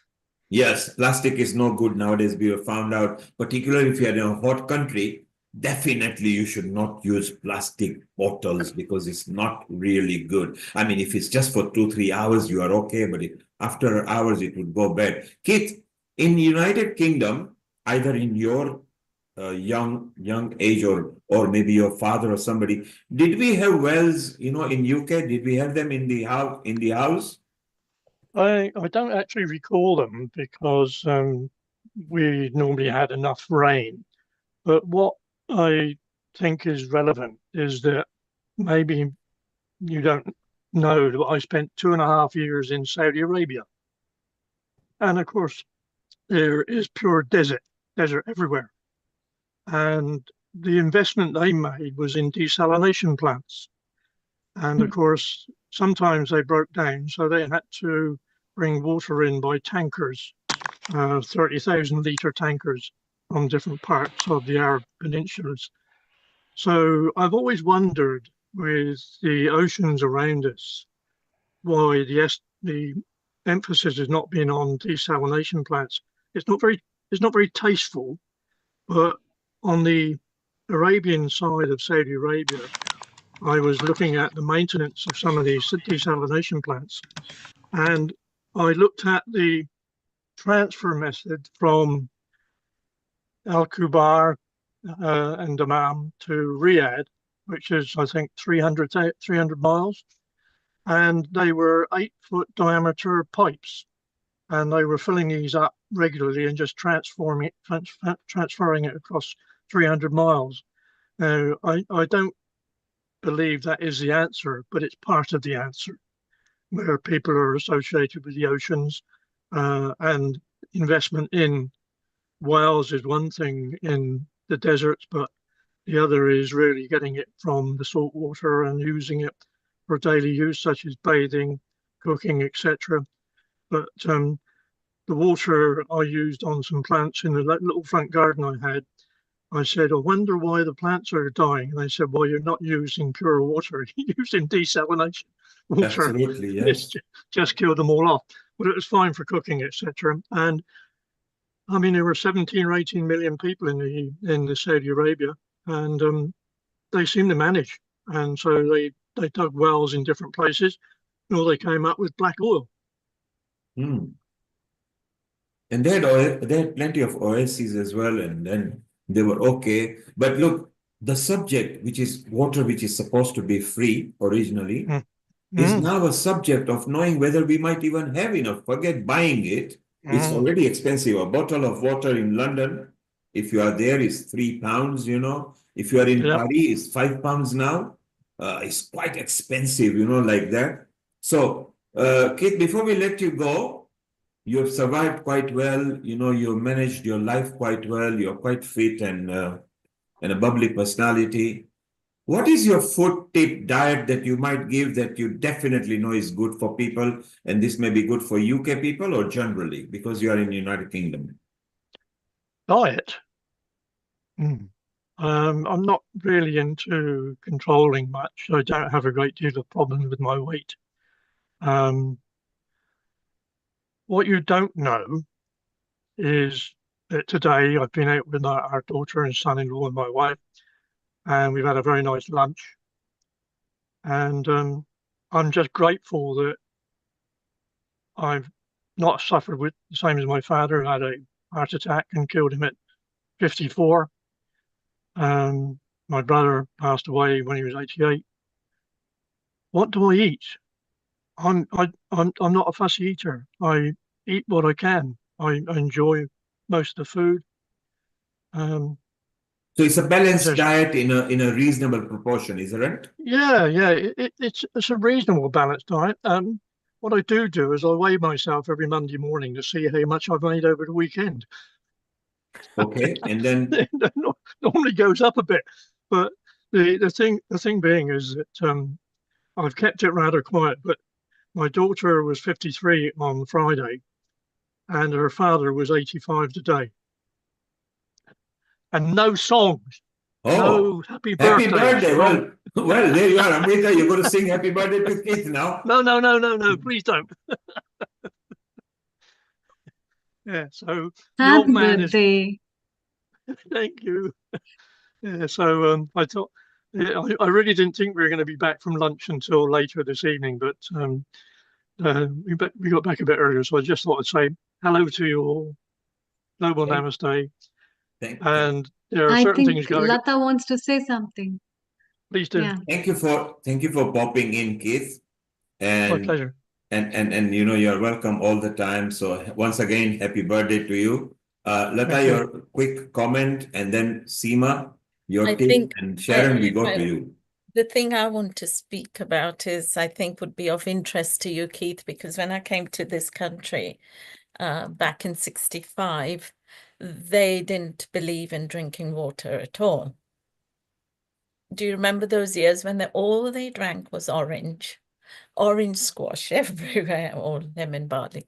But even McDonald's, when they opened up, it was the drink, the orange. And I think I couldn't stand it. My stomach just couldn't accept it. I had to drink pure water or a cup of tea, but I just couldn't hack it, And gradually, over time, over the years, they wisened up, got clever, and they've now removed the orange. But then they've replaced it with something just as wild. But it sells, doesn't it? That's the thing. I think Let my children the age thing comes into it as well. That is that, being brought up during the Second World War, we were short of all sorts of things. Yeah. And drinking fresh water may well have been possible, but it was coming through lead pipes. So did we build up our immune system in some ways? I don't know. But you're absolutely right, is that we used to drink Fanta and various other drinks. And playing in the mud, playing in the dirty grounds, playing football at 8 years old in football teams, soccer teams, and coming home with dirty knees and everything else. We just lived in a time which was not in poverty, but can you remember the milkman coming round delivering his milk with a horse? Yes. Right? And what did we do? We made sure that we had the manure for the 200-foot garden that we had there. So it was a bit of self-preservation as well. Anyway, I'll let you get on with your main theme today, and I'm sure that Sharon's going to have a lovely input today, and I look forward to hearing and being in touch with you in the next couple of weeks anyway. Thank you, Keith, for popping in, and a very happy birthday to you and your daughter as well. And may Earth bless you forever, and we'll see you when you are in Century, okay? So Keith has got a beautiful smile and he's waiting for the century. He's only 15 years away. Sharon, you are 25, nearly 24 years away from a century. Amrita, you have not even hit your half century yet. Okay. So you are the youngest over here. And yes, everybody has got memory of water. And it's just amazing. So Sharon, what have you got lined up for us? What did you want to talk? What have you grown in your beautiful greenhouse and your garden? So far, nothing. Not this year. So what are the plans? Not time, because of the weather. We don't really start until May if we're going, and we're considering just letting it rest letting us and the garden rest this year. It's always so Sharon, soil. You are quite energetic. You still dance. You still move very well. Your faculties are all working. In fact, you're learning AI as well and everything now. So is there a particular diet you've been following? Is there any favorite food that definitely you know that when you consume brings a glow in you or brings a better mood in you? Any tips that you feel you can give? Well, it depends on the season. And I want today to speak. Well, first, I want to start with something quite amusing. When in 80, let's see, when was that? 1983, when I had my first fellowship to India, they give you a little book about, the culture and more about what to do. And they said, you have to boil all the water. And they said that they thought you should wash all your vegetables in Tide detergent, which I didn't do, but we did boil the water. But I thought that was quite amusing. Yes. I mean, I wouldn't want Tide detergent in my food. But I do want to speak today about the diet that's optimal for the spring, according to traditional Chinese medicine. Go ahead, Sharon. Over the next 10 minutes, it's all yours. Give your tips and your diet for the spring. So now, happy spring to you all. This is when everything starts to grow and bloom and blossom. And according to Chinese medicine, the liver and the gallbladder are the organs that relate to this season, the yin and the yang organs. And they have a relationship like a brother and sister. So what you want to do is eat in a way that will help that. So if you're feeling, when they're imbalanced, the way they're described in Chinese medicine is stagnant or stuck. And it means that the energy is not moving smoothly through the organs.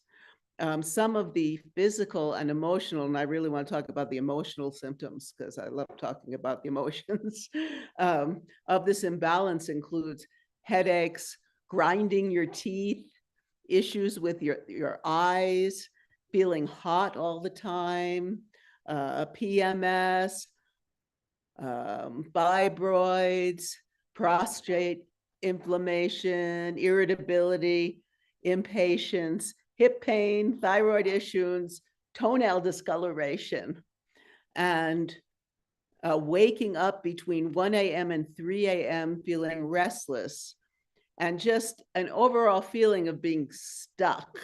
And also the liver, the distortion, or we could call the klesha of liver, is anger.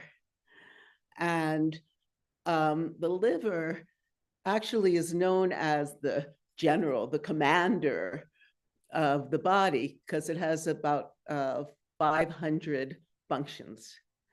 It governs a woman's health more than any other organ. I didn't know that. I learned that recently. The liver is the body's main organ of detoxification. So when you're not detoxed, then you're going to experience all those symptoms that I spoke about.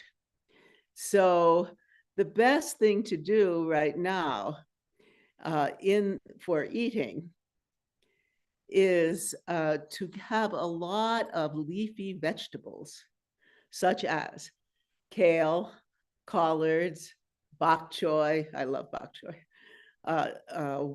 Napa cabbage, watercress, mustard greens, leek, daikon, carrot tops, radish greens, turnip tops, all of these green, dandelion greens, lettuces, they have this energy that's uplifting.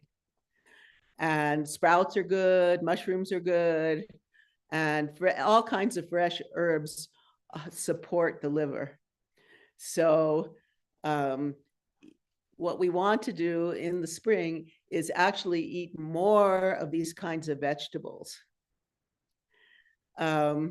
Also, there are practices like the 6 healing sounds, which is a great practice in Qigong to help release the emotional issues with the liver. And when the liver is clear, then you're going to feel energy, you're going to feel a kind of joy and openness to the world. Everything is kind of a wonderful experience. And to me, that really relates with this upliftment, with the light returning, with spring and this, growth coming. So this is what we want to do dietarily during this period.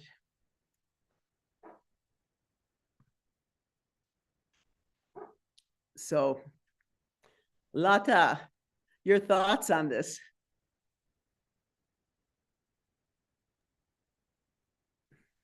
Yeah, I absolutely adore what you said. Thank you. I just love green. My body always asks for greens. So, anything to do with greens, be it herbs, be it vegetables. And I try to find new ways and new vegetables, like I'm into cabbage now. And I love the sweetness and the crispness. I just lightly, blandly, parboil it and then use it in various dishes. So I'm enjoying that experience, adding it with, rather than having it as a coleslaw, I'm just cooking it slightly and enjoying it because I like hot food. So I add grated carrots and ginger, and if I fancy a bit of garlic. But then I like to eat raw garlic as well. Because I know it's medicinal. And sometimes you just need to cleanse yourself out. And I think the liver is, I agree, the liver, but I wasn't aware of the fact that it's so important to a woman to work with it. Because, yeah, we've got the cycle, haven't we, as well, the monthly cycle. So, yeah, it makes a lot of sense. And better late than never. And now we can work along with that knowledge and improve our well-being, our mental state with all the things that are going on in the world. Last year, it was all the madness with the elections. This year, I don't know. It's all the madness. They're all bankrupt. All the nations are struggling for more tariffs and taxes, and they're all bankrupt. It's so sad, the state of affairs, and you can't just cut yourself off and pretend nothing's happening, because the minute you turn your back to them, they've got you, Yes, well, the liver is anger. I mean, I'm not surprised that I don't, or if you're aware of what's going on in this country with people going crazy with the Tesla issue, burning it's like a kind of madness, I think. And so knowing that, I think we need a big liver cleanse for the whole country. I think that would be really good. And people, and go also, it's spring, go out in nature and, find some joy. People get their whole personalities and egos get wrapped around, their side, and they don't listen to other people. And it's really, really sad. It breaks my heart to see what's going on and people who are so caught up in watching the TV and every little minutia of politics that they forget what it's like to enjoy their life. And, all the work I'm doing, and I feel that we're doing here on Healing Our Earth, is to counter that and bring, beauty and healing and health and, joy to as many people as possible. Amrita, what do you think about that? Yeah, of course, Sharon. That's very, very essential, in fact, and would be wonderful in many ways in that way. Yeah. So in the Ayurvedic tradition, could you speak a little about the liver? Yeah, liver is one of those primary sites where and a storehouse of Agni, basically, because it produces bile and bile juices, and that's why protecting liver, there's a big emphasis that has been laid down for protecting the liver in Ayurveda. And so, and parallelly for different kind of prakritis, before you came, we and me and Dr. Danada were talking about the kind of people the constitutions are and how these elements affect individuals. So based upon the elemental basis, if you have a fire constitution and you are of more of a fire person, then in that case your metabolism is already high, your intake of spices and heating foods, all those foods that have a potency to heat your body, will be very damaging for you. So in that cases, more of the cooling foods would be better.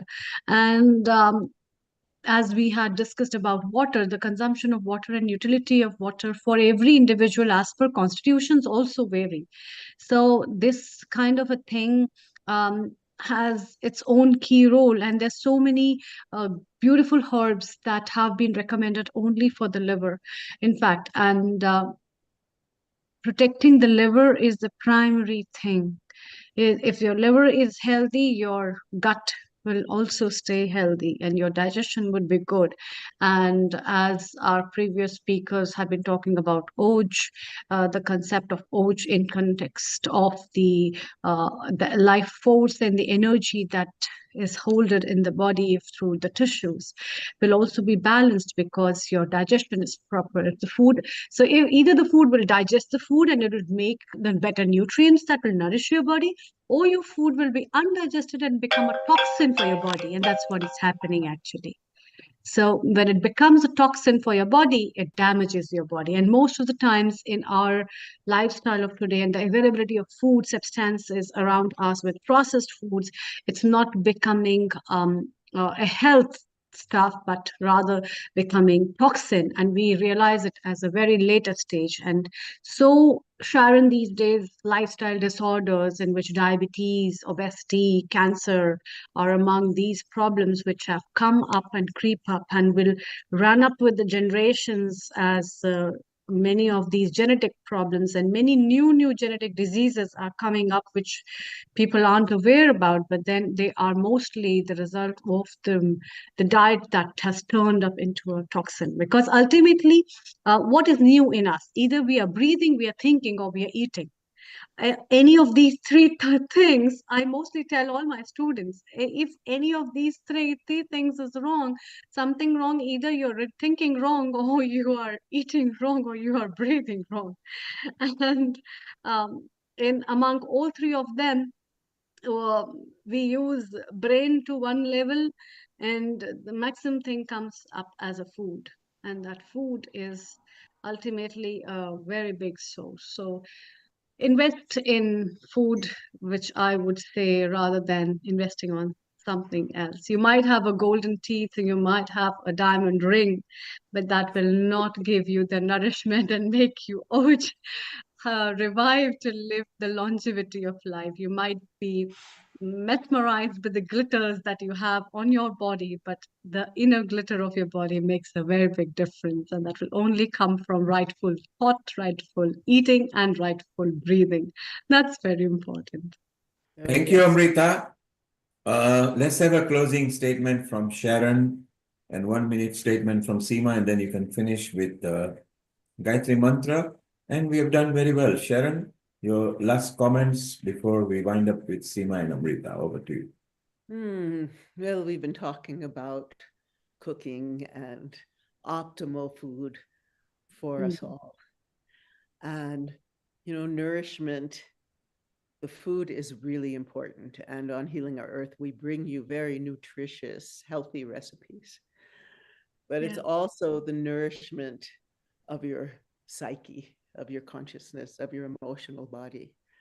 And to me, the best nourishment is to be out in nature and quiet your mind and open your heart and allow the nourishment of the sky and the water and the air and space to just really bring you a new sense of vitality and joy. And together with a good diet, you can find a whole new level of happiness. Yeah, Seema ji. Very beautifully put, Sharon. I loved Nada and Amrita's session today. It was so informative for me, so many new rays of light. And I really enjoyed what you said, Sharon, about Chinese wisdom, and spring.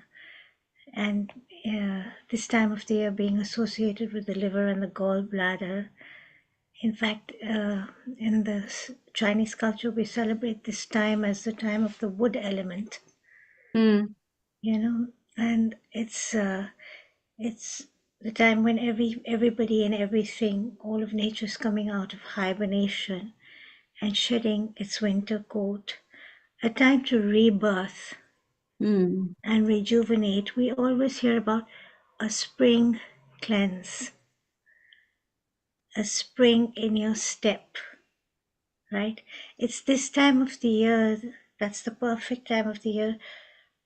Personally, on a personal note, hope I can practice it a lot more than I say it, is to implement the more bitter, astringent, pungent foods, and to really take advantage of all of nature's bounty with all the colored greens and the lovely spring greens that I see in the markets here, and implement them more into my diet. But as we celebrate spring as a time of spring cleanse and spring in your step, it's also like Amrita said, it's a time to also focus on, and you said, Sharon, on the mind as well. And rethink our thoughts and they talk about springtime and turning a new leaf and writing a new page. So maybe we can take this time, all of us, to really rewrite our stories for what we want to achieve and what we wish for our planet. It's a powerful time.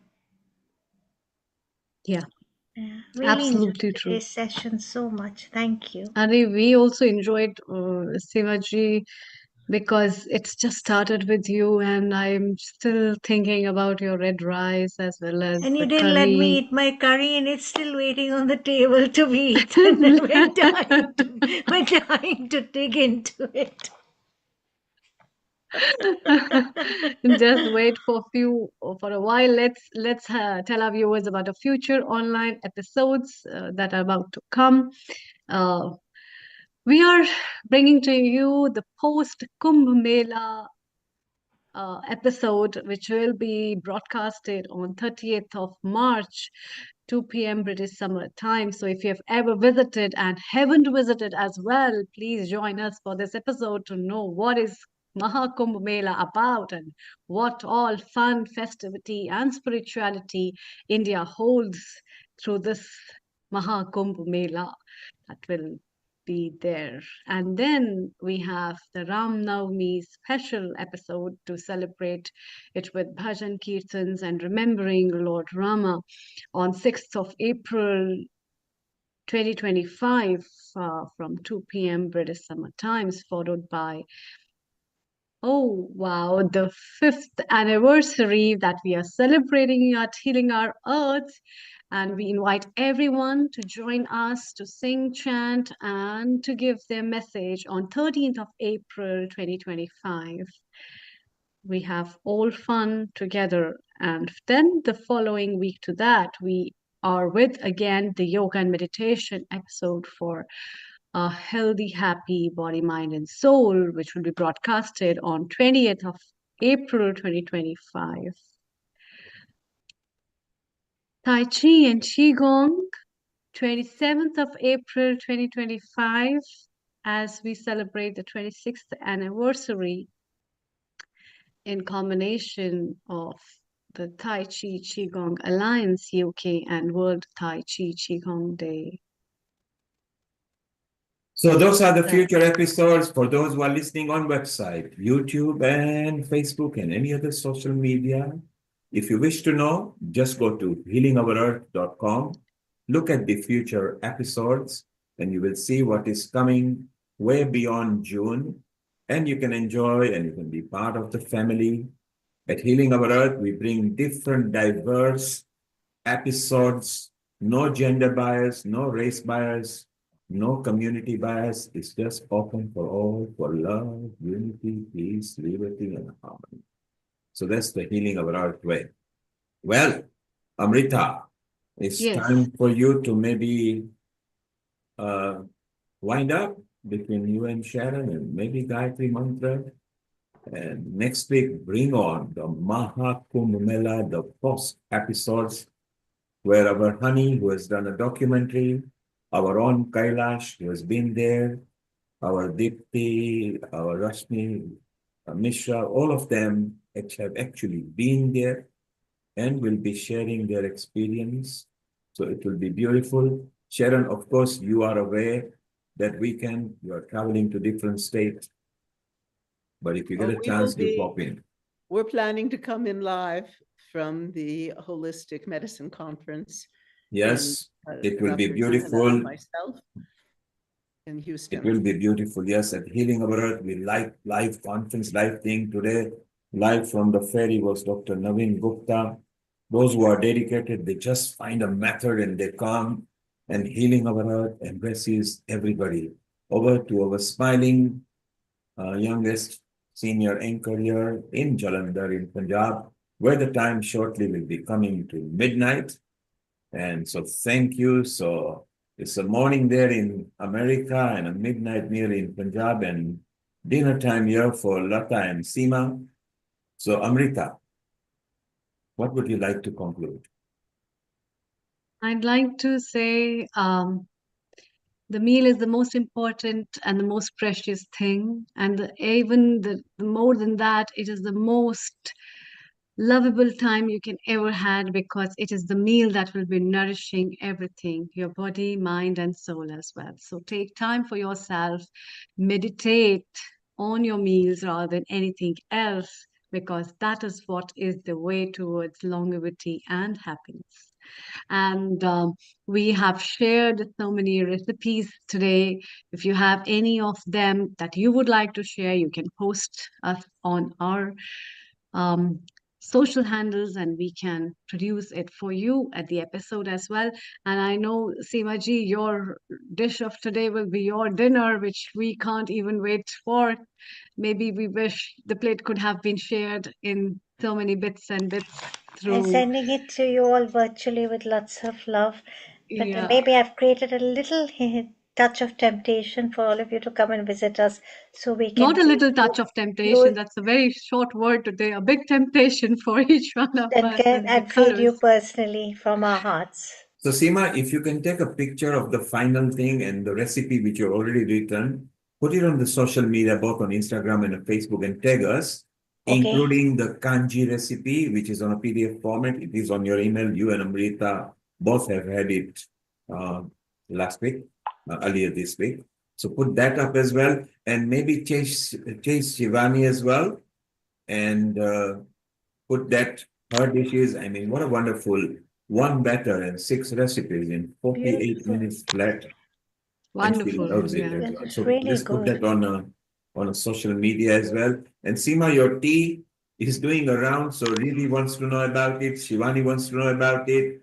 maybe if you can, if you put a new slide with what actually it is and what's benefit of that one, then send it to the people in the group here. I think the tea will be so famous on that. Thank you. Thank you very much for saying that. It's a bit, yeah, it's rebirthing the tea business again with Yes. a few new elements. So I will be speaking to Amrita on the Ayurvedic perspective as well. Definitely, we'll catch up soon. Definitely. Yes. Thank Yes, you all so Lataji, your much. comments before we wind up. Yeah, I think it's important to add that relationships are very key. When we're eating our food and having wonderful people around us, it makes a much more healthier way of consuming food. When we're socializing, it's much more. But you need the right people around you, obviously. Yeah, I Amrita. think food becomes a medium of social interaction. Yeah. It's just when you say, let's join on the dinner, it's the dinner that is a preferable thing of importance rather than anything else. So, but we put the dinner as a sideline and we make other things as an important thing. Yeah. But Also yeah, eating with mindfulness and appreciating definitely. with gratitude every morsel. I think that is also very key and very healing to Yes. absorb it in that Yeah. way Mm. to every cell. Okay. Thank you so much. Thank you, Seemaji, for today's episode, and Shivani, as well as Dr. Dhanada and Dr. Naveen, and Sharon, of course, and Lataji and Meetaji, for being there. This episode, I hope everybody has loved, and we'll be bringing to you another beautiful episode. And this will be a very different episode, so don't miss out. Please do watch the next episode of On Post Kumbh Mela special. Let's wind up with a short prayer on Gayatri Mantra. Om Om Bhurbhuva Swaha Tatsaviturvarenyam Bhargo Devasya Dhimahi Dhiyo Yo Na Prachodaya. Om Bhurbhuva Swaha Tatsaviturvarenyam Bhargo Devasya Dhimahi Dhiyo Yo Na Prachodaya. Om Bhurbhuva Swaha Tatsaviturvarenyam Bhargo Devasya Dhimahi Dhiyo Yo Na Prachodaya.